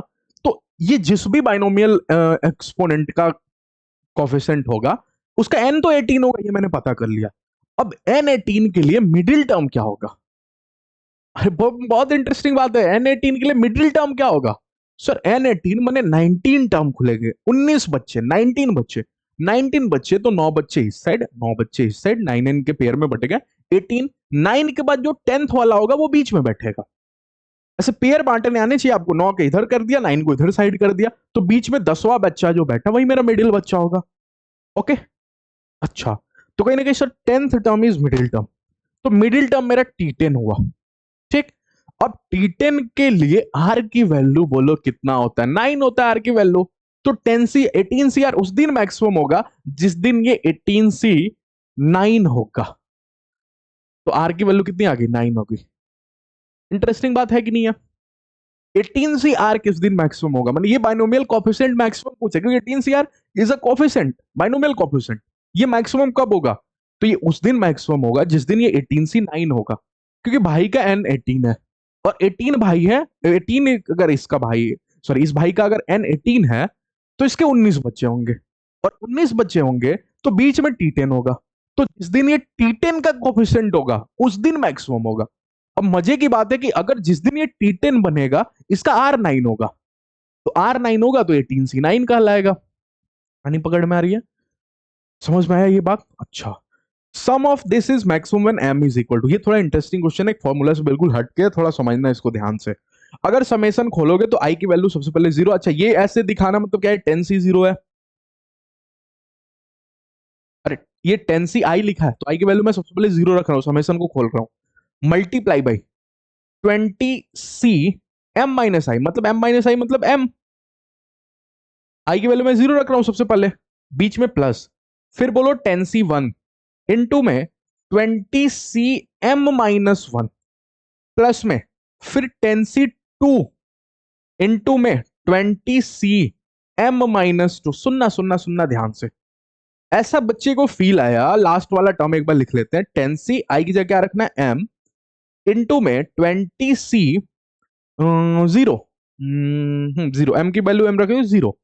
अब एक बच्चे ने बोला 1 मिनट सर, इसका मतलब थोड़ा समझते हैं, थोड़ा पीएनसी की दुनिया में जाते हैं, परम्यूटेशन एंड कॉम्बिनेशन के। 10C 0 का मतलब क्या है? 10 में से 0 सेलेक्ट करना, 0 0 सेलेक्ट करना, करना, ठीक है, ध्यान से समझना, 10 में से 0 सेलेक्ट करना, इसका यही मतलब है 10C 0 का। 20CM का मतलब है कि 20 में से 20 में से एम सेलेक्ट करना। अरे ये तो first day first class first minute में सिखाया था आपको कि एनसीआर का मतलब क्या होता है, ये भी भूल गए क्या? 20 में से एम सेलेक्ट करना। ओके, पीएनसी के फर्स्ट डे के फर्स्ट मिनट में आपको सिखाऊंगा मल्टीप्लाई और प्लस का क्या मतलब है। जब भी एनसीआर मल्टीप्लाई में होता है, जब भी एनसीआर प्लस में होता है, तो क्या मतलब होता है? प्लस का मतलब होता है फिर क्या होता है सर? अभी सिखा। और प्लस का मतलब होता है या, फिर मतलब एंड इंग्लिश में बोलो तो, और या मतलब और। मतलब सर, मतलब एक बच्चा जाता है, 10 में से कुछ नहीं सेलेक्ट करना, 10 में से 0 सेलेक्ट करके आता है, फिर वो बच्चा जाता है एंड फिर वो बच्चा जाता है, अभी प्रोसेस कंटिन्यू है, और 20 में से एम सेलेक्ट करके लाता है। जब वो बच्चा किसी के सामने आता है तो वो दुनिया को पता है क्या बोलेगा? वो बोलेगा मैंने 30 में से 30 में से एम सेलेक्ट करके लाया हूं। क्योंकि जब पहली बार गया मंडे के दिन, तो 10 में से कुछ नहीं सेलेक्ट किया, लेकिन जब मैं ट्यूसडे के दिन गया, क्योंकि मैं ही गया, दूसरे दिन मैं ही गया, तो 20 में से एम सेलेक्ट करके लाया। और वेडनेसडे को अगर सामने आदमी के पास मैं गया, तो उसने पूछा तूने मंडे और ट्यूसडे को क्या काम किया? मैंने बोला मंडे को मैंने 10 में से कुछ नहीं सेलेक्ट किया और ट्यूसडे को मैंने 20 में से एम सेलेक्ट किया। फाइनल रिपोर्ट तो वेडनेसडे को देना ना सामने वाले को। तो वेडनेसडे को क्या बोलेगा? वो बोलेगा कि मैं 30 में से सर एम सेलेक्ट करके लाया हूं, क्योंकि फिर का काम है, प्रोसेस कंटिन्यू है, बात नहीं डाइजेस्ट हो पा रही है, पीएनसी में हो जाएगी। ठीक है, अगर इस बार गया, इस बार कहानी सुन, 10 में से एक सेलेक्ट करके लाया और 20 में से M-1 सेलेक्ट करके लाया, तो अगर आप इससे टोटल बात करोगे तो फिर से बोलेगा कि मैं 30 में से M ही सेलेक्ट करके लाया हूं, क्योंकि यहां मैंने एक सेलेक्ट किया और फिर यहां से एक कम सेलेक्ट किया M में से, तो M-1 प्लस में 1 करोगे तो M ही सेलेक्ट कर रहा हूं। तो बच्चा हर बार सर 30 में से ना M ही सेलेक्ट कर रहा है। आप याद देखो M-2 या 2, मतलब 2 सेलेक्ट कर लिया तो M-2, मतलब 2 छोड़ दिया। यहां भी अगर आप देखोगे तो 10 में से एम सेलेक्ट कर रहा है, 20 में से कुछ नहीं कर रहा, तो यहां भी ओवरऑल 30 CM ही होगा। ऐसे सर कहानी चलती है क्या? हाँ, ये मल्टीप्लाई ऐसे होता है एनसीआर का, हाँ ऐसे मल्टीप्लाई होता है। पकड़ में आया कहानी? ऐसे तो सर हर बार 30 में से वो एम सेलेक्ट कर रहा है, तो ये भी 30 CM, ये भी 30 CM, सब 30 CM है, लेकिन बीच में प्लस है, मतलब सारे काम में से कोई एक ही काम कर रहा है, या तो 30 CM यहां से, या तो 30 CM यहां से, या तो 30 CM यहां से। तो इसका फाइनल आंसर हो गया 30 CM। बच्चे को समझ में नहीं आया, मुझे लग रहा है पीएनसी पढ़े नहीं हो तो आएगा नहीं, तो फिर भी समझने की कोशिश करो, बीच में प्लस है तो या है, या तो ये प्रोसेस हो रहा है, या तो ये प्रोसेस हो रहा है, या तो ये प्रोसेस हो रहा है, लेकिन कोई भी प्रोसेस हो तो 30 CM ही रहा है ना, 30 में से एम ही चीज सेलेक्ट कर रहा है ना, सब नहीं कर रहा, बीच में प्लस है तो या तो ये कर रहा है, या तो ये कर रहा है, या तो ये कर रहा है, कोई एक ही कर रहा है। तो 30 CM कर रहा है, तो 30 CM आंसर। अब बताओ 30 CM के लिए एन की वैल्यू बताओ, जल्दी से मेरे को एन की वैल्यू बताओ। एन की वैल्यू 30 सर, सामने वाला पूछ रहे हैं मैक्सिमम कब होगा, तो अगर एन की वैल्यू 30, तो मिडिल टर्म इसका मैक्सिमम होगा। तो मिडिल टर्म क्या होगा? 31 टर्म खुलेंगे ना, तो मिडिल टर्म 31 टर्म खुले, तो 15 लोग इधर 15 लोग इधर, 16 वाला आदमी जो होगा वो बीच में बैठेगा, तो T16 is our middle term. Okay, T16 अगर मिडिल टर्म है, तो इसकी आर की वैल्यू बोलो, आर की वैल्यू 15। अरे T16 के लिए आर की वैल्यू कितनी? 15। आर की जगह आज के दिन कौन बैठा है? M, तो ये 30C15 मैक्सिमम कोफिशिएंट। ओके, चलिए अगला बात करते हैं, next question based on coefficient of x. अब इंटरेस्टिंग थोड़ा सा खेल हो चुका है, question based on coefficient of x. X के कोफिशिएंट के बेसिस पे क्वेश्चन है फाइंड कोफिशिएंट ऑफ एक्स की पावर -6 इन दिस। अब मैं आपको बोल रहा हूं कि क्या एक्स यहां पे बैठा है? हाँ सर। क्या एक्स यहां पे भी बैठा है? तो जो मैंने डायलॉग बोला था बहुत इंपॉर्टेंट है, अब काम का है। एक्स की डिग्री -6, आर की वैल्यू 6 पर नहीं हो सकती, क्यों? क्योंकि एक्स यहां भी बैठा है, एक्स यहां भी बैठा है। तो ऐसे क्वेश्चन को सॉल्व करने का तरीका सुनना, जब भी कोफिशिएंट ऑफ एक्स का क्वेश्चन होगा, कि आप मेरे को कोफिशिएंट ऑफ एक्स की इतना डिग्री बताओ, एक्स के इतने डिग्री की कोफिशिएंट बताओ किसी बाइनोमियल एक्सप्रेशन में, तो सबसे पहला स्टेप होगा स्टेप 1। सुनना ध्यान से मेरी बातों को, स्टेप 1 क्या होगा, और जो स्टेप 1 होगा वही मेन स्टेप होगा, इसके अलावा फिर कोई स्टेप ही नहीं है। स्टेप 1 क्या होगा कि भैया आपको सबसे पहले ना जनरल टर्म पता करो, जनरल टर्म लिखो, लिख देता हूं यहां पे, जनरल टर्म लिखो, जनरल टर्म लिखो। ओके, जनरल टर्म लिखो सबसे पहले। अब जनरल टर्म जल्दी से बता दो मेरे को क्या होता है, तो मैं रिवाइज भी करा होते हैं। एनसीआर ए की पावर ए प्लस एक्स है, तो पहला की पावर एन माइनस आर और दूसरा एक्स की पावर आर, यही होता है ना? हाँ, ओके, एनसीआर यही होता है। स्टेप टू है, स्टेप टू क्या है? स्टेप टू है कि जो मेरा जनरल टर्म होगा वही मेरा रिक्वायर्ड टर्म होगा, ऐसा मान लो। ये क्या बोल रहे हो सर आप? मतलब जो मैंने जनरल टर्म निकाला, ये वाला टर्म, ठीक, यही मेरा रिक्वायर्ड टर्म होगा। फाइंड कोएफिशिएंट ऑफ एक्स की power minus six in this, मतलब यही वाला टर्म है, इसी का जो कोएफिशिएंट है वही माइनस एक्स की पावर माइनस सिक्स का कोएफिशिएंट है। नहीं पकड़ में आ रहा है, लिख देता हूं यहां पे। जनरल टर्म वाला टर्म, या स्टेप टू को ना मैं आपको क्वेश्चन सॉल्व कर दूंगा, फिर आप खुद ही बताओगे स्टेप टू में क्या लिख दूं। स्टेप टू अभी बोलूंगा आपको कुछ समझ नहीं आएगा। चलिए क्वेश्चन सॉल्व करते फिर आपको समझ में आ जाएगा। सबसे पहले एक्स की पावर माइनस, तो इसका जनरल टर्म लिखे, स्टेप वन तो फॉलो करें ना। तो इसके जनरल टर्म की बात करो तो 15 सी आर। अभी मेरे को थोड़ी पता आर कौन है, क्योंकि टर्म कौन सा मेरे को अभी वही नहीं पता, लेकिन मेरे को इतना पता है कि सर आप अभी स्टेप टू बोलने से पहले थोड़ा सा छुपा लिए, टी आर प्लस वन है। ओके, और जो मैं रिक्वायर्ड टर्म, क्योंकि मैं टर्म पता कर लूंगा तो आर तो पता कर ही लूंगा ना। और मेरे को तो टर्म पता करना है, टर्म पता कर लूंगा। एक्स की पावर माइनस सिक्स कौन सा टर्म है? सामने वाले ने पूछा है कि एक्स की पावर माइनस सिक्स का कोफिशिएंट बताओ, तो मैं ये पता कर लूं कि एक्स की पावर माइनस सिक्स कौन सा नंबर टर्म है। अगर मैंने नंबर ऑफ कौन सा टर्म है ये पता कर लिया, तो मैं आर की वैल्यू पता कर लूंगा, आर उससे कम होगा। तो मैं कौन सा टर्म है ये पता करने के लिए मैंने बोल दिया कि जो जनरल टर्म है ना भैया, वही वाला टर्म है। तो इसलिए मैं आपको स्टेप टू लिख रहा था कि जनरल टर्म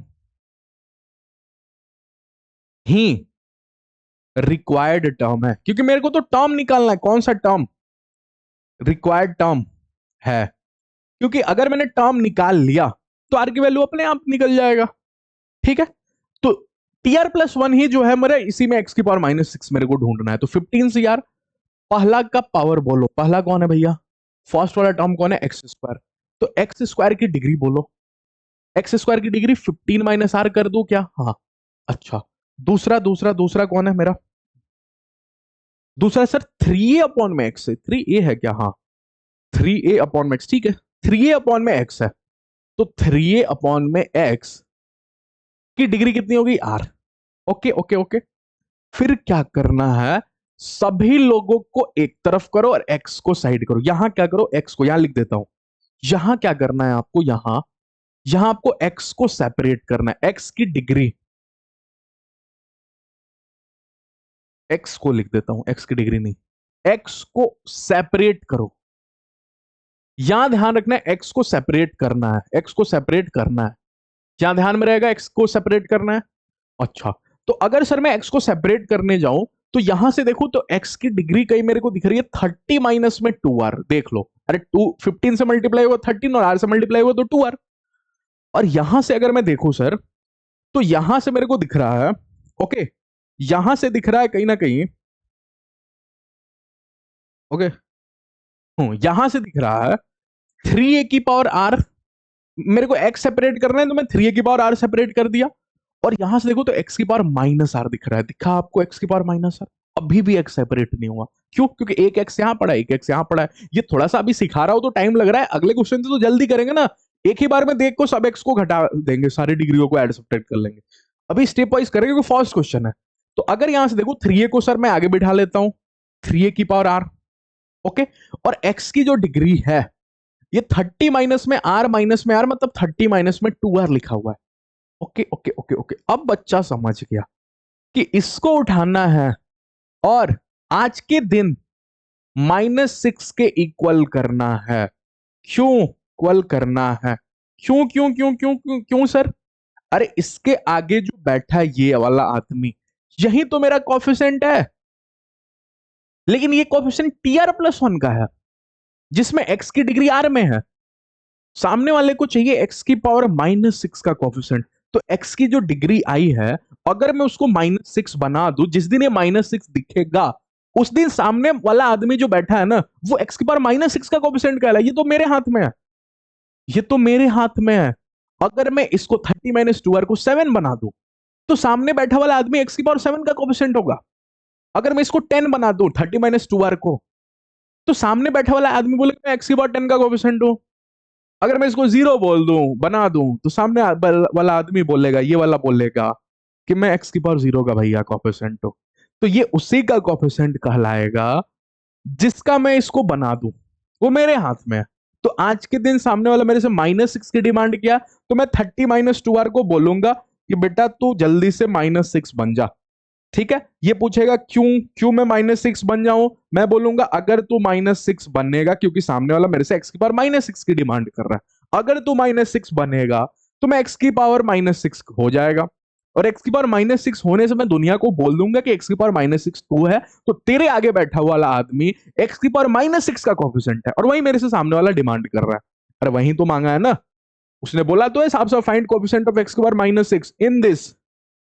ओके, तो अगर यहां से देखो तो यहां से सर इस चक्कर में एक फायदा पता है क्या होगा सर, आर की वैल्यू आगे, टर्म की वैल्यू नहीं है, आर की वैल्यू पहले आगे। तो आर की वैल्यू अगर यहां देखो 30 प्लस में 6 है 36 हो गया, 36 इज इक्वल टू 2r।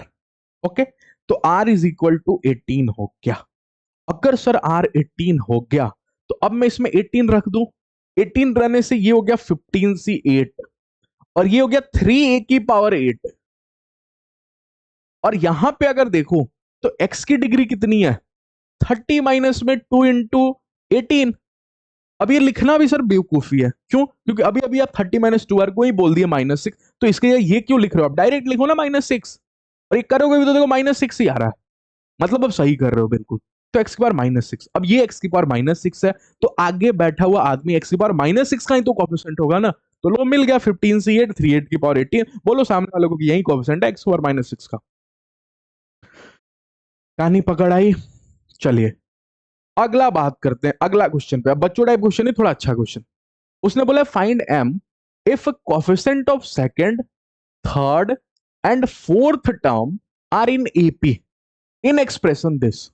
भैया एन की वैल्यू बताओ, मैं आपको बोलता हूं second third and fourth term का जो कोफिशिएंट है वो एपी में है। Okay okay okay okay okay, अच्छा, तो सबसे पहले इसका सेकंड टर्म बताओ मेरे को, सेकंड टर्म बताओ इसका। अगर इसके सेकंड टर्म के पीछे भागोगे तो सेकंड टर्म मतलब सर सेकंड टर्म के लिए आर की वैल्यू कितनी होगी 1, एन तो एन है मेरा, तो NC1। अरे सेकंड टर्म के लिए T2 मतलब T2 क्या 1 नहीं होगा ना, T2 के लिए तो R1 होगा, हाँ तो R1। पहला वाला कौन है, 1 को लिखू क्या, नहीं लिखो सर, y की डिग्री बोलो, दोनों को घटा के, नहीं नीचे वाला 1, अरे y की डिग्री 1, सेकंड टर्म है ना y, तो नीचे वाला डिग्री लेगा ना, हाँ।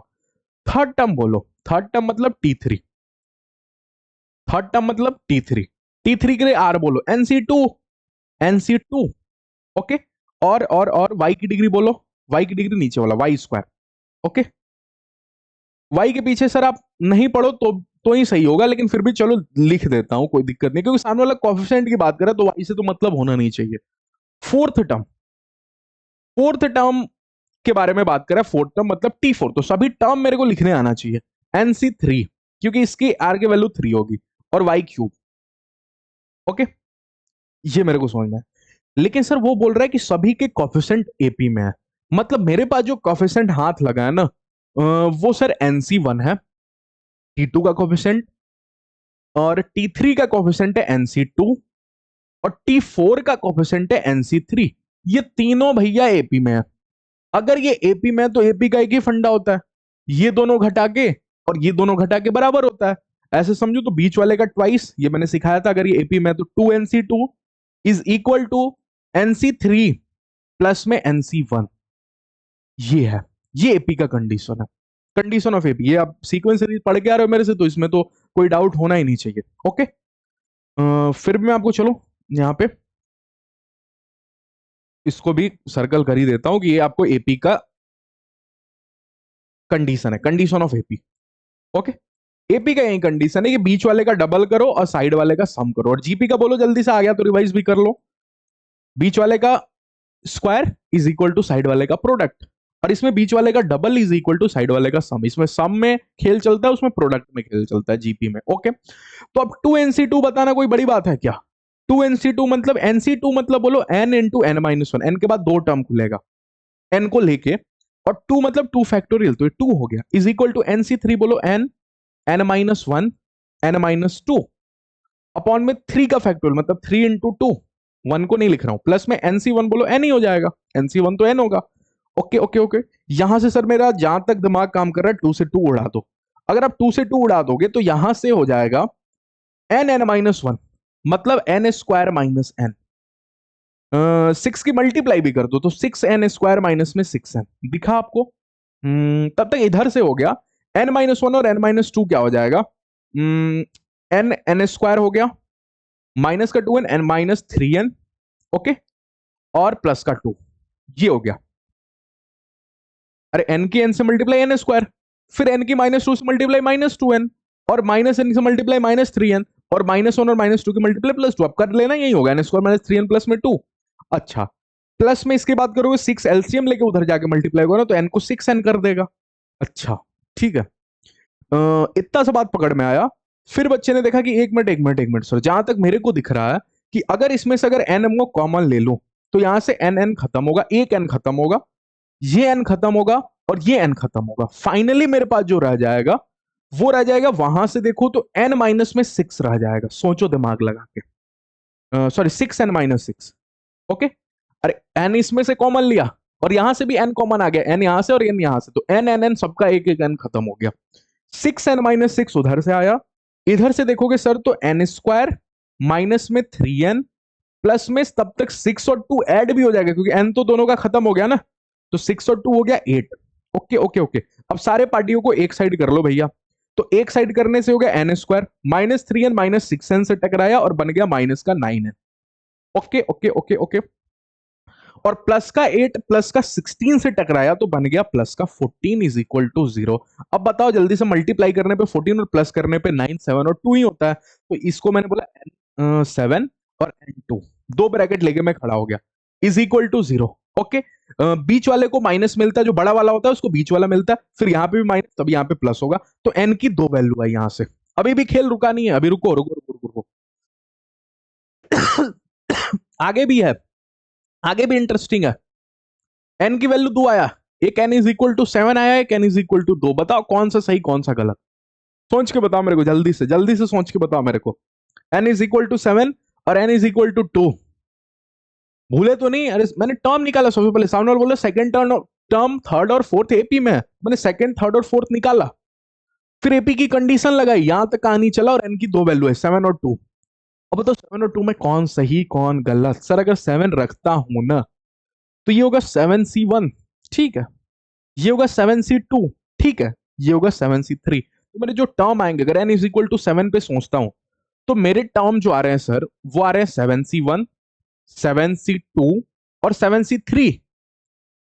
लेकिन अगर n इज इक्वल टू 2 पे दिमाग लगाता हूं तो मेरे टर्म आएंगे 2c1, ठीक है, 2c2 ये भी ठीक है, 2c3 बुरा मान जाएगा।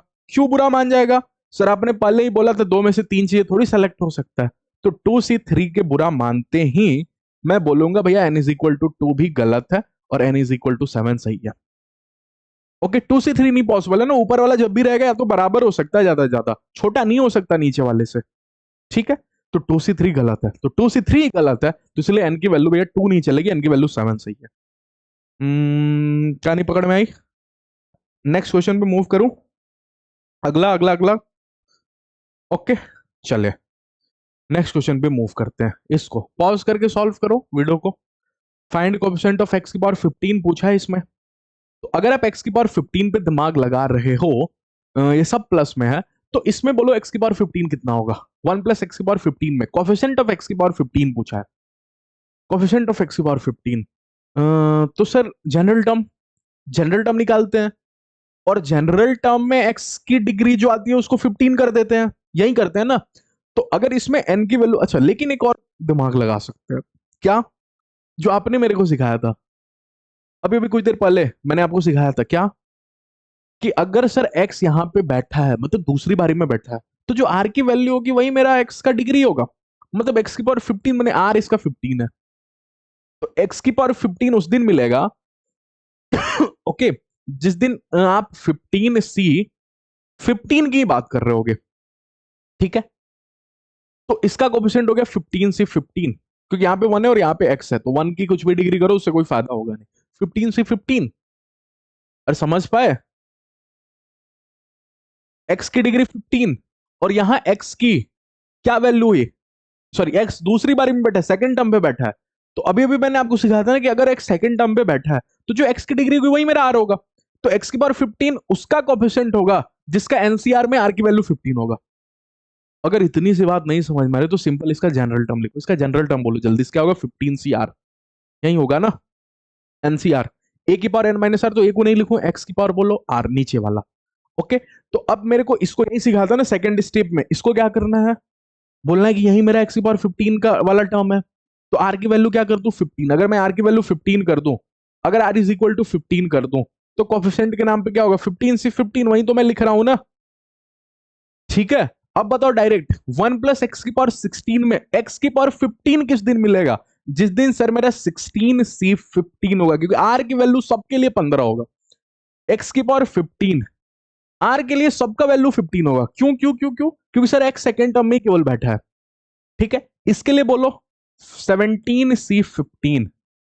ओके, तो अगर अगर अगर मैं इन सबको प्लस करने जाऊं, क्योंकि सामने वाला प्लस की बात कर रहा है, ठीक है, सबको प्लस में रखा हुआ, तो पहला होगा फाइंड कोफिशिएंट ऑफ 15C15, पहले वाले का कोफिशिएंट ये होगा, दूसरे वाले का होगा 16C15, तीसरे वाले का होगा 17C15। ओके, ऐसे ही करते करते करते करते सबसे लास्ट में होगा 13C15। अब एक तो तरीका है कि भैया आप इसको सबको ऐड कर लो, क्योंकि 17, 18, 19, 30 तक खुलेगा, आप ऐड भी कर सकते हो, 2-3 मिनट ज्यादा लगेगा, और नहीं तो कॉन्सेप्ट पता है तब तो 1 सेकंड लगेगा। क्या 15C15 है, ऊपर वाला सेम नीचे वाले में एक का डिफरेंस होना चाहिए, लेकिन सर आज के दिन ऊपर वाले में एक का डिफरेंस और नीचे वाला सेम है, तो कोई तकलीफ नहीं ना, ऐसा क्वेश्चन अपन कर चुके हैं। क्या इसको मैं 16 बना दूं, ऊपर वाला सेम करना है, इसको मैं 16 बना दूं, हाँ, नीचे वाला बोलेगा मेरे को भी 16 करो, क्योंकि 15C15 और 16C15 तो बराबर ही होगा, दोनों की वैल्यू तो 1 ही होगा। तो मैं जिस दिन चाहूं 15C15 का कान पकड़ूंगा और बोलूंगा बेटा तो 16C16 ही बन जा। क्यों क्यों बनू मैं 16C16, क्योंकि मेरे को जरूरत ही है उसकी, तभी मैं ऊपर वाले को सेम और नीचे वाले का एक का डिफरेंस ला पाऊंगा। ठीक है, और बाकी लोग एज इट इज 17C15 और 30C15। अब मेरे को कोई डायरेक्ट आंसर सोच लेगा क्या यहाँ पे, डायरेक्ट आंसर सोच के बताओ, जल्दी जल्दी जल्दी डायरेक्ट आंसर सोचो, सोचो, दिमाग लगाओ, डायरेक्ट आंसर लिख दिए, लिख दिए डायरेक्ट आंसर, नहीं लिखे फिर भी सोचो, अब दिमाग लगाओ। ऊपर वाले में सेम और नीचे वाले में एक का डिफरेंस क्या सिखाया था, क्या ऊपर वाले में एक बढ़ाओ 17 और नीचे वाले में जो बड़ा वाला है उसको पकड़ के लिख दो 17C16। क्या 17C16 17C15 से भिड़ेगा, बन जाएगा 18C16। ऐसे ही करते करते करते करते सबसे लास्ट वाला 29C15 भिड़ेगा 20, इसको सोचो यहां तक क्या बन चुका होगा, सबसे लास्ट दो टर्म लिख रहा हूं 28C16, क्योंकि 16 तो अब हर बार सेम रहेगा, क्योंकि हर बार बड़ा तो ही होगा ना, बाकी सब में एक एक का डिफरेंस मिलेगा। प्लस में सबसे लास्ट वाला 29C15, क्योंकि सब में नीचे 15 है, प्लस में 30C15, ये बचेगा कि नहीं तीन लास्ट में 29C, ये दोनों में एक का डिफरेंस, सॉरी ये 29 हो चुका होगा ना, ऐड होते हो 28 वाला 28 से टकराएगा, 28 हो चुका होगा, 29। ओके, ये 29 हो चुका होगा।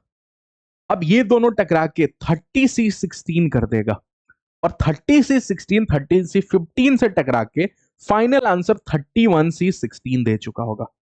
अब 31C16 बोलो या आप बोलो 31C14, बात बराबर ही है। ओके, ठीक है, फिर 31C16 15, ठीक है, 15 14 नहीं 15, दोनों घटा हुए 15 होगा ना, 30 नहीं है 31 है। कहानी समझ में आई, तो ये तो आपको कराया हुआ ऊपर वाले में, नहीं तो आप करके देख लो, अगर आपको ये नहीं समझ में आया ना, तो सारे दो दो टर्म को 17C16 इससे भिड़ेगा, फिर 18 से भिड़ाओ, ऐसे करके सबसे लास्ट में आपको पता है कि 29 वाला भिड़ के कहीं ना कहीं 30C16 क्रिएट कर देगा, 30C16 30C15 से मिलके 31C16 फाइनल आंसर हो जाएगा। ओके, नेक्स्ट क्वेश्चन पे मूव करूं, चले अगला क्वेश्चन। नेक्स्ट क्वेश्चन बोल रहा है फाइंड कोफिशिएंट ऑफ एक्स की पावर 53। अब एक कॉन्सेप्ट इससे पहले आपको सिखाता हूं, फिर ये क्वेश्चन कराऊंगा, ठीक है, कॉन्सेप्ट सीखना। अभी तक अपन ने क्या पढ़ा कि अगर सर a प्लस एक्स की पावर n है, तो इसका जो जनरल टर्म है gt, इसका जो जनरल टर्म है, सबसे पहले तो sir T R plus one है। हाँ, टी आर प्लस वन लिखना बहुत जरूरी है, तभी आप समझ पाओगे कि टर्म आर की वैल्यू हमेशा एक ज्यादा रखता है। Okay, T R plus one में एनसीआर है। हाँ, और ए की पावर पहला वाला, मैं तो फर्स्ट टर्म बोलता हूं, ए भी नहीं बोलता, क्योंकि ए और एक्स हमेशा थोड़ी पैटर्न बनाएगा। N minus are. ओके, और दूसरा वाला जो एक्स है वो आर है। ओके ओके ओके, एक्स की डिग्री आर है। अब मैं आपसे पूछता हूं कि थोड़ा मेरे को दिमाग लगा के सोच के बताओ कि अगर कल को ये दे दूं, ये वाला पार्ट, तो यहां से आप इस पे पहुंच सकते हो क्या? उल्टा उल्टा, इससे आप इस पे पहुंच सकते हो? एक बच्चा ने बोला कैसे? कैसे सर इससे पहुंच सकता हो? इसको देख के मैं सर एन बता दूंगा। ठीक है, ओके ओके ओके। एनसीआर में जो नीचे होगा उसको देख के मैं आर बता दूंगा, लेकिन मेरे को आर बताने की कोई जरूरत नहीं, मेरे को इसको पता करने के लिए एन फर्स्ट टर्म और सेकंड टर्म पता करना है। यहां से यहां जाने के लिए मेरे को तीन बातें पता करना है, एक तो एन पता करना है, एक तो फर्स्ट टर्म पता करना है, ठीक है, और एक तो सेकंड टर्म पता करना है। ये तीन ही चीज तो पता करना है, मेरे को आर से थोड़ी मतलब है। आर से तो मेरे को मतलब ही नहीं है उल्टा खेलने के लिए। जनरल टर्म से अगर मेरे को एक्सप्रेशन लिखना है, जनरल टर्म से यहां पे पहुंचना है, यहां से जनरल टर्म तो मैं लिख दूंगा, लेकिन जनरल टर्म अगर कोई दे दे और ये बनाना पड़े, तो मेरे को तीन ही चीज है ना, फर्स्ट टर्म और सेकंड टर्म के पीछे भागना है। एन तो सर मैं देख के बता दूंगा, एनसीआर के हाथों को मैं देखूंगा ऊपर क्या है, उसको देख के मैं एन बोल दूंगा। ठीक है, अच्छा, लेकिन सर मैं कैसे पहचानूंगा कि पहला वाला कौन है और दूसरा वाला कौन है? ये तो इंपॉर्टेंट खेल है ना, पहला वाला कौन है और दूसरा वाला कौन है। तो सर मैं फिर ध्यान दूंगा कि एनसीआर मान जो 3C2 है, ठीक है, तो मैं देखूंगा जो नीचे वाला है वो किसकी डिग्री है, वो जिसकी डिग्री होगा वो मेरा सेकंड टर्म होगा, और बाकी जो रह गया वो मेरा फर्स्ट टर्म होगा। नहीं समझ में आया तो क्वेश्चन दिखाता हूं, आपको समझ में आ जाएगा। जैसे, अच्छा कहाँ गया, तो ये कॉन्सेप्ट है, उल्टा खेलने आपको आना चाहिए। ओके, जैसे किसी ने ये दिया हुआ है 100 cm, इसको मैं लिखता हूं 100 cm किसी ने दिया, क्या मैंने देखते देखते आपको ये बात पता चल गई एन की वैल्यू 100 है। अब इन दोनों में पता करना है पहला टर्म कौन है और दूसरा टर्म कौन है। ओके, तो x-3 की पावर 100 माइनस, बच्चे ने पकड़ लिया कि सर पहला x-3 है। क्यों? क्योंकि इसी की डिग्री दोनों को घटा के, और सर आपने जो डायलॉग सिखाया था, पहला टर्म की डिग्री दोनों को घटा के मिलती है, और दूसरे टर्म की डिग्री सिर्फ नीचे वाला मिलता है, सिर्फ नीचे वाला। तो जल्दी से बताओ मेरे को एन की वैल्यू, क्या मेरे को इससे एक्सप्रेशन बनाने के लिए तीन चीजें पता करना, तो एन की वैल्यू बोलो देख के 100, क्योंकि एनसीआर में सर ऊपर 100 है। दूसरा, फर्स्ट टर्म बोलो। फर्स्ट टर्म, फर्स्ट टर्म कैसे पता करते हैं सर? फर्स्ट टर्म मतलब जिसके हाथों में वो वाली डिग्री होगी, जो दोनों को घटा के डिग्री होगी, वो वाली डिग्री होगी, उसको मैं फर्स्ट टर्म बोलता हूं। तो सर फर्स्ट टर्म मेरा x-3 है। एक बच्चों बोलो सर x-3 की power 100 minus m first term है क्या? नहीं भैया, ये तो उसकी डिग्री है। अगर आप जीटी लिखते हो तो जीटी में डिग्री लिखते हो, एक्सप्रेशन में डिग्री थोड़ी लिखते हो। अच्छा, second term sir, second term, second term, second term कैसे पता करता हूं सर? सेकंड टर्म में पता करने के लिए दिमाग लगाता हूं कि किसकी डिग्री है, जिसकी डिग्री नीचे वाला है। एनसीआर का नीचे वाला किसकी डिग्री है? 2 की डिग्री है सर, 2 की पावर m देखो यहाँ पे। ठीक है, तो सर सेकंड टर्म का मेरा 2 है। तो बच्चे ने तुरंत एक्सप्रेशन ही बना दिया। क्या? उसने बोला पहला टर्म x-3, दूसरा टर्म 2। अच्छा अच्छा अच्छा, सुनना सुनना सुनना सुनना सुनना कहानी, बीच में प्लस या माइनस, बीच में प्लस या माइनस, सर 2 प्लस के साथ था, माइनस माइनस 2 के बारे में थोड़ी था, तो इसलिए प्लस का 2। डिग्री बोलो, डिग्री तो सर n होता है, और n मेरा 100 है। m ही नहीं आया मार्केट में सर, ये m ही नहीं आया। अरे m तो r है, और r से मेरे को मतलब ही नहीं है, अगर मैं जीटी से इस पे पहुंच रहा हूं तो r से मेरे को मतलब नहीं है, r ही तो मेरा m की जगह बैठा है ना। ओके ओके ओके, तो सर ये तो सिंपली लिखा है x-1 की पावर 100। हाँ, सामने वाला क्या पूछ रहा है? कोएफिशिएंट ऑफ x पावर 53 पूछ रहा है मेरे से। अच्छा, x की पावर 53 पूछ रहा है। अब x की पावर 53 इसका जनरल टर्म में मिलेगा, टीआर प्लस वन में मिलेगा। तो अगर मैं इसका टीआर प्लस वन लिखूं तो मैं लिखूंगा 100 CR। अब सर फिर से टीआर प्लस वन पे पीछे जा रहे हो, अभी तो लिखा था टीआर प्लस वन आपने, इससे ये बनाया फिर से आप टीआर प्लस वन। हाँ, क्योंकि किसी बदमाश बच्चे ने ना फर्स्ट टर्म और सेकंड टर्म को बड़ी चालाकी से लिख दिया था, उसने x-3 और 2 करके लिख दिया था। जब मैंने इसका ओरिजिनल फोटो बनाया तो पता चला x-3 और +2 नहीं है, ये एक्चुअल में x-1 है। मेरा फर्स्ट टर्म x है और सेकंड टर्म -1 है। उस बच्चे ने मेरे को थोड़ा सा मतलब दिमाग लगवाने के लिए x-3 और 2 लिख दिया था। ठीक है, तो अगर x की बात 53 के पीछे भागू तो 100 CR, पहला का डिग्री बोल लो, दोनों को घटा के डिग्री मिलती है, 100 - R मिलती है, और दूसरा बोलो -1 की डिग्री कितनी, नीचे वाला मिलता है r। अब सामने वाले को x पावर 53 चाहिए, मतलब x की यही पावर है, x को सेपरेट ऑलरेडी सेपरेटेड है, तो मैं बोलूंगा बेटा 100 माइनस r, आओ मार्केट में, आओ मार्केट में आओ, और 100 माइनस r को बोलूंगा बेटा तू जल्दी से 53 अपने आप को बोल दे, क्योंकि अगर तो 53 बनेगा तो तेरे सामने जो लोग बैठे हैं वो x की पावर 53 का लाएंगे, और मेरे को सामने वाला वही पूछ रहा है। तो अगर x 100 माइनस r 53 बनेगा तो r को क्या बनना पड़ेगा, सोचो सोचो सोचो, 47 बनना पड़ेगा। 100 माइनस 43 उतना ही होता है ना, 760 और 40 100, ठीक है, r की वैल्यू 47। तो सर r की वैल्यू 47 आ गया। अगर r की वैल्यू 47 आ गया तो सामने वाला जो x की पावर 53 का कोफिशिएंट मेरे से मांग रहा है, सिर्फ कोफिशिएंट चाहिए भाई को। तो अगर कोफिशिएंट चाहिए तो सर मैं 100 से 47, क्योंकि r की वैल्यू 47 कर देना है मेरे को, ओके, और -1 की पावर 47 भी कर दूंगा, ठीक है, ठीक है। तब तक -1 की और डिग्री -1 ही करती है, तो -1 को क्या लिखना, -100C47। 53 भी बोलोगे -100C53 तो मैं सही बोलूंगा, ओके, क्योंकि रिजेक्शन एक्सेप्टेंस के बराबर होता है, सिलेक्शन के बराबर होता है। अगला क्वेश्चन, चलिए नेक्स्ट क्वेश्चन, पॉज करो और इसको ट्राई करो, ओके। अब सामने वाला बोल रहा है फोर्थ टर्म इस एक्सप्रेशन में, इस एक्सपेंशन में 5/2 है, आप मेरे से ए और एन बताओ, ठीक है। तो सबसे पहले मैं पता कर लूं भैया फोर्थ टर्म मेरा क्या है, मैं जो अपने तरीके से T4 पता करता हूं उससे पता करूं T4 क्या है। तो T4 के लिए NCR मतलब NC3, क्योंकि R की वैल्यू एक कम होगा, सर सिखा रखा है मेरे को। NC3 पहला वाला कौन है, AX, तो AX की डिग्री दोनों को घटा के मिलती है n-3, और 1/x को मैं x की पावर -1 ही लिखना पसंद करूंगा, फिर दूसरा स्टेप में नहीं करूंगा। दूसरे वाले की डिग्री सर दोनों को घटा के, सॉरी नीचे वाला मिलता है 3, और ऑलरेडी भाई का -1 था तो -3, ठीक है। अच्छा, सामने वाला T4 की डिमांड कर रहा है क्या, हाँ, तो T4 तो ये हो गया, और इसकी value fourth term in the expansion of this is 5/2, 5/2 है, फोर्थ टर्म का कोफिशिएंट होना चाहिए 5/2, या फोर्थ टर्म ही 5/2 है। ओके ओके ओके ओके, एक बार करते हैं इसको, देखते हैं। NC3 हुआ, अच्छा आगे देखो, फिर लिखा है a की पावर n-3, ओके, ठीक है, और x की डिग्री देखो, x की डिग्री देखो, तो n-3 n-6 होगा, ठीक है, ओके, इज 5/2। मैं एक बार देख चेक कर लू क्वेश्चन, हाँ ठीक है, क्वेश्चन कोई गड़बड़ नहीं है एक्चुअल में, हाँ क्या बोल रहा है सुनना, 5/2 है, तो ओवरऑल वैल्यू 5/2 है। अब यहां से सर मेरे को x से मतलब नहीं है, सामने वाले को मतलब है कि आप मेरे को n की वैल्यू बता दो और मेरे को a की वैल्यू बता दो, ठीक है। अब इधर ध्यान दिया तो सर NC3 है, a भी है, x का टर्म है इधर, x का टर्म है, x का टर्म है, ओके, इधर वाले पार्टी में x का टर्म है, लेकिन सामने वाला जो दे रहा है मेरे को 5/2, इसके एक्सपेंशन में फोर्थ टर्म जो दे रहा है वो 5/2 दे रहा है, मतलब इधर x मिसिंग है, x का टर्म है ही नहीं।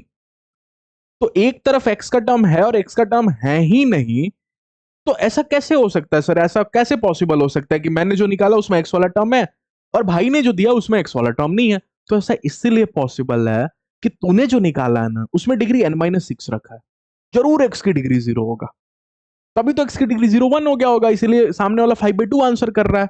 तो अगर x की डिग्री 0 है, सो x की डिग्री 0, x की डिग्री 0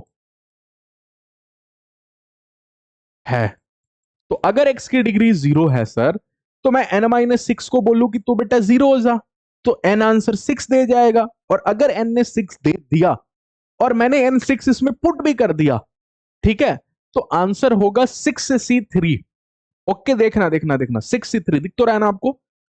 a की पावर n-3 मतलब a की पावर कितनी हो गई भैया, a की पावर n-3 मतलब 6-3, तो a क्यूब हो गया, और x तो 6 रखने से खत्म ही हो गया, ये 5/2 है। अब 6C3 सोचो, डायरेक्ट सोचो, 654, ठीक है, 654, नीचे से 3 2 1, 3 ने 2 को मारा, 2 ने 2 को मारा, आंसर इज फाइनली 4, तो 6C3 इज 4, तो ये हो गया 4a cube is equal to 5/2, ठीक है, तो ये हो गया a cube is equal to 5/2, 5/4 ही होगा ना, 6 × 5 × 4, ठीक है, तो 3 2 6 और 2, अच्छा 5 4 सॉरी 20 होगा ना, ओके, 6 × 5 × 4 अपॉन में 3 × 2, 3 से 2 खत्म हो गया, 2 से 2 खत्म हो गया, 20 होगा, 4 नहीं होगा, वही बोल रहा हूँ, ठीक है। 20, तो 20 a क्यूब, तो a क्यूब की वैल्यू कितनी होगी, 5 अपॉन में 40। तो a कितना हो गया, a तो रूट क्यूब में आ रहा है। ठीक है, तो ये 1/8 हो गया। तो a की वैल्यू कितनी हो गई, प्लस माइनस 1/2। आंसर। कहानी पकड़ आई आपको, तो ऐसे क्वेश्चन भी ध्यान में रखना। अगर 4 टर्म दे दिया तो अगर इधर साइड x नहीं है, अगर 5/2 में x की कोई डिग्री देता, सोचो अगर देता 5/2 x क्यूब, बोलता कि fourth term in the expansion is 5/2 x cube, ऐसा बोलता, तब भी मैं ऐसे ही सॉल्व करता। और उस टाइम बोलता है कि यहां जो x की डिग्री आई है n-6, उसको तो 3 के बराबर होनी पड़ेगी ना, तभी तो इधर भी x क्यूब और इधर भी x क्यूब चलेगा। वेरिएबल तो सेम होगा ना, अगर ये वैल्यू और ये वैल्यू सेम है तो सब कुछ सेम होगा। तो n-6 को मैं 3 के बराबर करता हूं, वहां से n की वैल्यू आती है, और जो n की वैल्यू आती है मैं इसमें पुट करता, फिर 5/2 कांस्टेंट को कांस्टेंट से कंपेयर करता, वेरिएबल को वेरिएबल से कंपेयर करता। ओके, चलिए नेक्स्ट क्वेश्चन है, coefficient of rth and r-1 term are equal in this, then r की वैल्यू बताना है। तो भाई rth टर्म का कोफिशिएंट इन दिस, तो सबसे पहले इसका जनरल टर्म सोच ले क्या। अगर जनरल टर्म सोचे तो हो जाएगा 21c r, पहला वाला नहीं दिखाऊंगा, दूसरा वाला का डिग्री r बोलूंगा, ये मेरा जनरल टर्म आ गया। जनरल टर्म को देखते, rth टर्म का कोफिशिएंट मतलब tr बोलो, tr के लिए सर 21c r, नहीं r-1, r लिखने से खुद को मना कर लोगे ना, तब जाके बाइनोमियल थ्योरम आ जाएगी आपको, r नहीं लिखना। जो टर्म होगा उससे एक कम होगा r की वैल्यू, और r+1 था तब r था, r है तो r-1, ओके। और x की डिग्री बोलो, x की डिग्री तो सर r ही आएगा, मेरे को कोफिशिएंट से केवल मतलब है, ओके। r-1 को बोलो tr-1, कि तू अपना कोफिशिएंट दे, बोलेगा 21c, सुनो सुनो सुनो, r होगा क्या, नहीं, r-1 से एक कम होगा r का, मतलब r-2।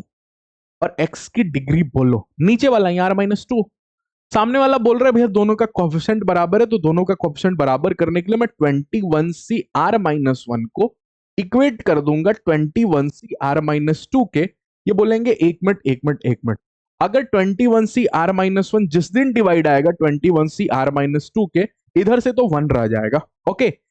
तब जाके एक फॉर्मूला बच्चे के दिमाग में आएगा, कौन सा फॉर्मूला सर, NCr अपॉन में NCr-1, ऊपर जो r की वैल्यू, नीचे अगर एक कम हो और ऊपर वाला सेम हो, तो आंसर होता है n-r+1 अपॉन में 2।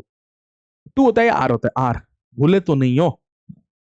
तो n-r मतलब n की वैल्यू बोलो 21, माइनस में r की वैल्यू बोलो, r मतलब बड़ा वाला, क्योंकि r था, r-1 था नीचे, r मतलब बड़ा वाला r, बड़ा वाला r कौन है, r-1, ओके। प्लस में 1 अपॉन में r-1 इज इक्वल टू 1। तो यहां से आपको r की वैल्यू कमेंट सेक्शन में मेरे को आंसर कर देना, निकाल लोगे r की वैल्यू, ठीक है, कर लेना, ओके। यहां से एक और तरीका हो सकता था क्या, कि अगर दो एनसीआर इक्वल है, मैंने आपको सिखाया था, अगर दो एनसीआर इक्वल है और n की वैल्यू सेम है, मतलब दो एनसीआर इक्वल है, r की वैल्यू केवल डिफरेंट है, तो यहां से डायरेक्ट क्या लिख सकते थे कि जरूर 21 सिलेक्शन और रिजेक्शन को ऐड करने पे बना होगा r+2। तो यहां से direct r is equal to 12 आ जाएगा, यहां से भी करोगे तो उतना ही आएगा, दोनों सही है, ओके।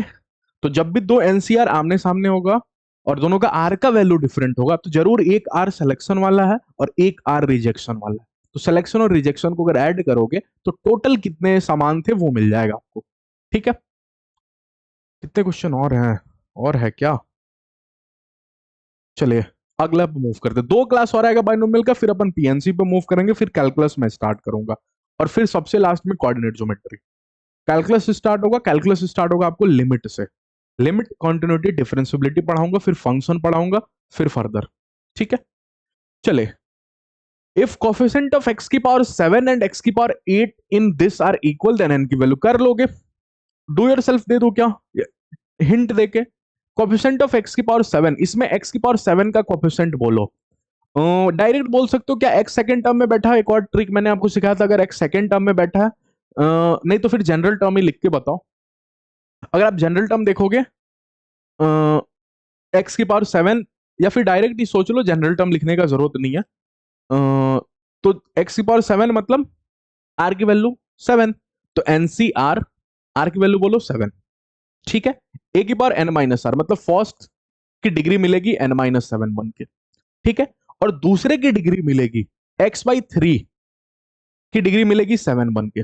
ठीक है, ये ट्रिक मेरा हमेशा याद रखना, जो स्टार्टिंग में आपको ऑब्जर्व कराया कि अगर सामने वाला एक्स की पावर 7 का कोफिशिएंट मांग रहा है और एक्स अगर सेकंड बारी में बैठा तभी वो देखो एक्स की पावर 7 का कोफिशिएंट मांग रहा है। ठीक है, और अगर मान जो दोनों में बैठा हो तो अपन जनरल टर्म लिखते, तब भी कोई दिक्कत नहीं, अभी कर ही रहे थे ना, जनरल टर्म लिखते। लेकिन अगर एक्स की पावर 7 की कोफिशिएंट मांगा, ठीक है, और सिर्फ एक्स मैंने ध्यान दिया दूसरे टर्म में ही बैठा है, तो मैं डायरेक्ट सोच गया कि इसमें आर की वैल्यू 7 है। ठीक है, डायरेक्ट सोच गया आर की वैल्यू 7 है, और नहीं तो फिर मैं जनरल टर्म लिखता, उसको इक्वेट करता, फिर आर की वैल्यू पता करता। आज के दिन मेरे को पता चल गया आर की वैल्यू 7 है। ठीक है, अच्छा, ये मेरा आ गया एक्स की पावर 7 का एक्स की पावर 7 का, एक्स की पावर 7 को लेके मैंने पता कर लिया। ठीक है, एक्स की पावर 8 को लेके अगर मैं पता करूं, एक्स की पावर 7 कौन सा टर्म है ये भी मेरे को बता दो। अगर आर 7 तो T8 की बात हो रहा है, अगर एक्स की पावर 8 की बात करोगे जिसका आर ही 8 है तो T9 की बात हो रही है। एक्स का डिग्री देख के मैं टर्म नहीं बता सकता, वो आज के दिन बता सकता हूं, क्यों? क्योंकि एक्स केवल सेकंड टर्म में प्रेजेंट है। ठीक है, हर बार नहीं, अगर एक्स फर्स्ट टर्म में भी रह गया तो एक्स की डिग्री देख के मैं टर्म नहीं बता रहा, मैं आर की वैल्यू देख के टर्म बता रहा हूं।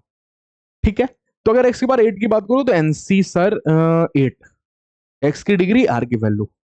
ओके, पहला टर्म को दोनों को घटा के डिग्री मिलेगा और दूसरा टर्म को भैया दोनों नीचे वाले का डिग्री मिलेगा। ओके, अब दोनों के कोएफिशिएंट को इक्वल करना है, कर लेना। इसका कोएफिशिएंट बोलो NC7 टू की पावर n-1, इसका कोएफिशिएंट बोलो NC8 टू की पावर n-1, एन ये और ये खत्म हो जाएगा, एक 2 छोड़ेगा, और NC7 डिवाइडेड बाई NC8 अगर n बराबर हो तो 7 + 8 के बराबर होगा।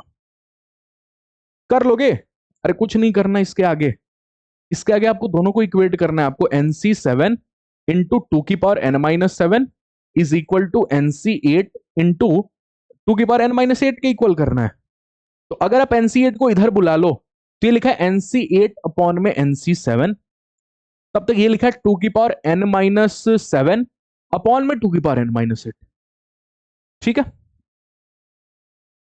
NC8 अपॉन में, हाँ ठीक है ठीक है ठीक है ठीक है ठीक है, तब तक आपको पता चलेगा। ये तो अभी अभी सिखाया आपको, n-r प्लस में 1, तो n माइनस में r की वैल्यू बोलो 8 बड़ा वाला, प्लस में 1 अपॉन में बड़ा वाला 8 इज इक्वल टू, यहां से n-8 और n-7 में कौन बड़ा? n-7, तो यहां से कहीं 2 हो गया, तो n की वैल्यू आप मेरे को कमेंट सेक्शन बता सकते हो ना। ओके, अच्छा एक चीज मिस हो गया, कोएफिशिएंट में 1/3 भी तो आएगा, 1/3 की पावर 7 और 1/3 की पावर 8, तो 1/3 की पावर 7 इधर और 1/3 की पावर 8 इधर, तो इंटू 3 भी होगा, तो ये 6 होगा। ये आप देख लेना, एक गड़बड़ हो गया यहां से, 1/3 भी तो होगा, क्योंकि कोफिशिएंट पूछा तो एक्स की पावर 7 को छोड़ के सब कोफिशिएंट है, तो 1/3 की पावर 7 भी तो कोफिशिएंट है और 1/3 की पावर 8 भी तो कोफिशिएंट है, तो यहां 1/3 की पावर 7 भी होगा, और यहां बात करोगे तो 1/3 की पावर 8 भी होगा, तो 1/3 की पावर 7 इधर आएगा तो 1/3 बन जाएगा, 1/3 की 2 से मल्टीप्लाई 6 हो जाएगा। ओके, इसको आप देख लेना। चलिए, question based on independent of x. अब इंडिपेंडेंट ऑफ एक्स का मतलब क्या है? मतलब एक्स नहीं हो, एक्स को मार देना है, एक्स को मार देना है, मतलब एक्स की डिग्री 0, एक्स की डिग्री 0। तो अगर इंडिपेंडेंट ऑफ एक्स बोला मतलब वो एक्स की पावर 0 का कोफिशिएंट मांग रहा है, एक्स की पावर 0 का कोफिशिएंट मांग रहा है, मांग रहा है। अगर उसने इंडिपेंडेंट ऑफ एक्स का कोफिशिएंट मांगा, इंडिपेंडेंट ऑफ एक्स का कोफिशिएंट मांगा, तो डायलॉग मैंने लिख दिया, क्वेश्चन अब आप कर ही लोगे, कोफिशिएंट मांगा। ठीक है, तो अगर सामने वाले ने बोला भैया मेरे को इंडिपेंडेंट ऑफ एक्स का कोफिशिएंट दे दो, ठीक है, तो मैं सामने वाले से बोलूंगा अगर तुम इंडिपेंडेंट ऑफ एक्स का कोफिशिएंट मांग रहे हो ना, मतलब तुमको एक्स की पावर 0 का कोफिशिएंट चाहिए। और अभी अभी मैं कोफिशिएंट पे पूरा सीख के आ रहा हूं, किसी का भी कोफिशिएंट मैं तुरंत बता देता हूं, उसका जनरल टर्म निकालता हूं, उसमें जो एक्स की डिग्री होती है उसको जो आप मांग रहे हो उससे इक्वेट कर देता हूं, आर की वैल्यू मेरे को मिल जाती है, मैं कोफिशिएंट बोल देता हूं दुनिया को। ये काम तो अपन सीख के आ रहे हैं। तो अगर इस क्वेश्चन में उसने इंडिपेंडेंट ऑफ एक्स की डिमांड की कि आप मेरे को वो टर्म बताओ जो इंडिपेंडेंट ऑफ एक्स है, तो अगर इसमें इंडिपेंडेंट ऑफ एक्स पता करने जाऊं तो सबसे पहले मैं जनरल टर्म, सबसे पहला काम तो जनरल टर्म पता करना होता है, तो 6CR। ओके, जनरल टर्म जरूर लिखो, कभी भी ऐसे टाइप के कोई भी क्वेश्चन हो कोएफिशिएंट बेसिस जनरल टर्म जरूर निकालो। ओके। हालांकि मैंने आपको एक तरीका जरूर बता दिया है कि जब भी एक्स आपको सेकेंड टर्म में बैठा होगा तो जनरल टर्म लिखने की भी जरूरत नहीं, आप डायरेक्ट लिख सकते हो उसमें, क्योंकि जनरल टर्म लिख के अपन करते क्या है, आर की वैल्यू पता करते हैं कंपेयर करके। ठीक है। अब अगर मेरे को ऑटोमेटिकली आर पता चल गया तो मेरे को जनरल टर्म लिखने की जरूरत नहीं, मैं डायरेक्ट एक्स की पावर 8 का कोफिशिएंट लिख सकता हूँ डायरेक्ट। मैं डायरेक्ट एक्स की पावर 7 का कोफिशिएंट लिख सकता हूँ, जैसे इस केस में मैंने लिखा। कब? जब एक्स आपको सेकंड टर्म में केवल बैठा हो। ओके, चलिए। तो 6 CR ए की पावर, हालांकि अब की बार दोनों में बैठा हुआ है तो डायरेक्ट में नहीं लिख सकता। एक्स की पावर बोलो, दोनों को घटा के 6 - R। ओके। और 1/x को बोलो नीचे वाला डिग्री आर। अब सामने वाले को इंडिपेंडेंट ऑफ एक्स चाहिए, तो मैं 6 CR और एक्स को अगर मैं सेपरेट करने जाऊं तो यहां से एक्स की डिग्री है 6 - R और यहां से है -R, तो कहीं ना कहीं ये 6 CR लिखा हुआ है और ये लिखा है एक्स की पावर 6 - 2R। अब सामने वाले को यहां एक्स की पावर 0 देखना पसंद है। अगर एक्स की पावर 0 हुआ तभी ये जो कॉफिशिएंट होगा वो एक्स की पावर 0 का कॉफिशिएंट होगा, और मैं दुनिया को बोलूंगा मैं वैसे टर्म पे खड़ा हूं जिसमें एक्स नहीं है, और एक्स नहीं है मैंने इंडिपेंडेंट ऑफ एक्स है। ओके। तो 6 - 2R को मैं जल्दी से 0 के इक्वल करूंगा, और अगर मैंने ऐसा किया तो आर की वैल्यू कहीं 3 आएगी। दुनिया बोलेगी आर इज इक्वल टू 3, तो लीजिए मैंने कॉफिशिएंट भी बोल दिया 6C3। ठीक है, 6C3 मैंने कॉफिशिएंट भी बोल दिया, लेकिन सामने वाले को शायद कॉफिशिएंट नहीं चाहिए था, उसने बोला कौन सा टर्म। तो भैया ऐसा टर्म जिसका आर का वैल्यू 3 हो तो T4 तो नहीं होता है। हाँ, तो सर फोर्थ टर्म की बात कर रहा है, तो फोर्थ टर्म इस एक्सपेंशन का ऐसा होगा जिसमें एक्स नहीं होगा।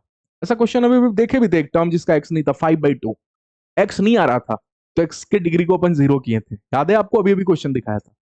ओके, चलिए नेक्स्ट क्वेश्चन पे बात करते हैं। Find term independent of x in this.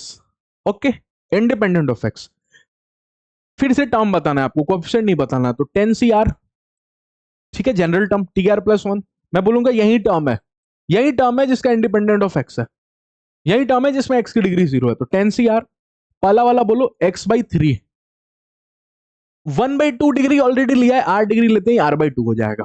सोचो, अरे नीचे वाला डिग्री मिलता है ना, अच्छा दोनों को घटा के मिलता है, सॉरी सॉरी सॉरी, दोनों को घटा के मिलता है। तो लिख दूं मैं 10 - R/2, कोई तकलीफ तो नहीं? नहीं सर। अच्छा, दूसरा वाला जो बैठा है वो है 3/2x²।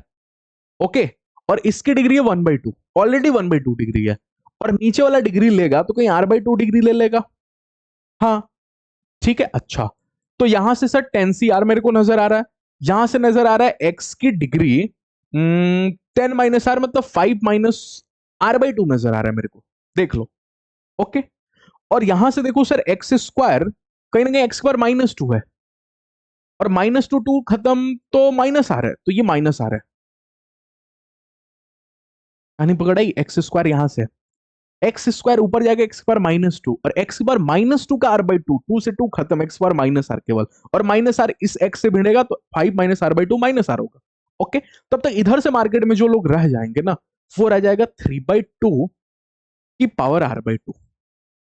हालांकि कॉफिशिएंट नहीं पूछा है, फिर भी मैं लिख देता हूं, जब कॉफिशिएंट पूछता तो ये और ये आदमी कॉफिशिएंट होता।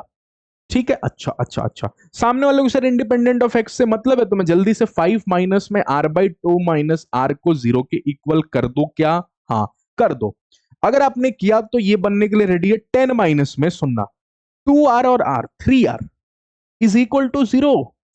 ओ माई गुडनेस सर, यहाँ पे R की वैल्यू तो 10/3 आ रही है। सोच के देखो, R की वैल्यू 10/3। आपने बोला तो सर आर जब भी जिएगा एन, और आर जब भी जिएगा इंटीजर बन के जिएगा, क्योंकि अपन 10/3 चीजें थोड़ी सेलेक्ट कर लेते हैं, आर क्या होता है? सिलेक्शन। तो 10/3 चीजें थोड़ी सेलेक्ट कर सकते हैं, तो आर डज नॉट एग्जिस्ट। अब इसका क्या मतलब हुआ sir r does not exist? अगर आर एग्जिस्ट नहीं कर रहा है तो कहीं ना कहीं term does not exist, term ही एग्जिस्ट नहीं करेगा। हाँ, वो वाला टर्म नहीं एग्जिस्ट करेगा जिसका एक्स की वैल्यू 0 होगा, मतलब ऐसा कोई टर्म ही नहीं होगा जो इंडिपेंडेंट ऑफ एक्स होगा इस एक्सपेंशन में। ऐसा भी होता है सर, हाँ ऐसा भी होता है। आप ए प्लस बी का होल स्क्वायर देखो, A² + B² - 2AB, क्या A² और B², अगर आप ए प्लस बी का होल स्क्वायर की बात करोगे, सॉरी A + B का होल स्क्वायर बोल रहा हूं, एक मिनट एक मिनट अगर आप x+1 का होल स्क्वायर देखोगे, x+1 का होल स्क्वायर अगर आप देखोगे, तो ये बनेगा एक्स स्क्वायर प्लस में 1 प्लस में 2x। ये वाला टर्म देखो, दूसरा टर्म इंडिपेंडेंट ऑफ एक्स है, एक्स नहीं है इसमें। लेकिन अगर आप वहीं एक्स प्लस एक्स स्क्वायर का बात करोगे, होल स्क्वायर, तो ये होगा एक्स स्क्वायर प्लस में एक्स की पावर 4 बी स्क्वायर प्लस में 2ab। तो 2x वैसा कोई टर्म आया क्या जो इंडिपेंडेंट ऑफ एक्स है? नहीं। तो सर जरूरी थोड़ी है कि मेरे को हमेशा एक टर्म मिल ही जाए जो इंडिपेंडेंट ऑफ एक्स है। इस केस में देखो है एक टर्म तो बचा ना जो इंडिपेंडेंट ऑफ एक्स है, लेकिन ये वाला बोलो एक्स स्क्वायर सब में एक्स है, तो इसमें कोई नहीं निकला इंडिपेंडेंट ऑफ एक्स। तो ऐसा हो सकता है सर कि एक्सपेंशन में कोई टर्म नहीं हो जो इंडिपेंडेंट ऑफ एक्स हो। ओके, चलिए नेक्स्ट क्वेश्चन पे मूव करते हैं। ओके, अब ये क्वेश्चन मैं आपको नेक्स्ट क्लास में कराऊंगा। एक बार आप वीडियो पॉज करके लिख लो क्वेश्चन, ट्राई करना खुद से, थोड़ा अच्छा क्वेश्चन है, इसमें आपको दिमाग लगाना है। बस आपको हिंट दे देता हूं, ए क्यूब प्लस बी क्यूब सोच लेना, इधर चाहिए ए क्यूब प्लस बी क्यूब, इधर सोचना, और इसमें सोचना ए स्क्वायर माइनस बी स्क्वायर। ए स्क्वायर के लिए रूट एक्स का स्क्वायर और 1 का स्क्वायर सोच लेना, कहीं ना कहीं कैंसिल होगा। एक ऐसा आपको दिखेगा जो थोड़ा छोटा होगा, फिर उसमें coefficient of term independent of x पता करना। नेक्स्ट क्लास में मैं इसी से स्टार्ट करूंगा, इस क्वेश्चन से। अच्छा क्वेश्चन है। एक और कोई क्वेश्चन दिया है क्या? हम्म ये छोटे क्वेश्चंस ये भी मैं नेक्स्ट क्लास में कर, फिफ्थ टर्म फ्रॉम एंड पता कर लोगे, ठीक है। और find x if third term in this is a, log का क्वेश्चन है, ये भी कर लेना, ट्राई करना, डू योरसेल्फ दे रहा हूं ट्राई करने के लिए। नेक्स्ट क्लास में इसी से स्टार्ट करूंगा। तो मैं आपको हर क्लास में कुछ क्वेश्चन दे रहा हूं। अगर आप ग्रुप में इनरोल हो तो ये आपको नोट्स मिल जाएगा, और नहीं तो आप खुद से भी लिख सकते हो। ओके, तो आई होप आपको आज के क्लास में तो जरूर मजा आया होगा, बिकॉज आज का क्लास पूरा इंटरेस्टिंग था। बाइनोमियल थ्योरम के बहुत अच्छे अच्छे क्वेश्चन, आपको कोएफिशिएंट बेस्ड क्वेश्चन मैंने आपको दिखाया। तो आई होप कि आपको मजा आया होगा। मजा आया होगा तो लाइक करोगे, फ्रेंड्स के साथ शेयर करोगे, क्योंकि उनको भी पढ़ना जरूरी है।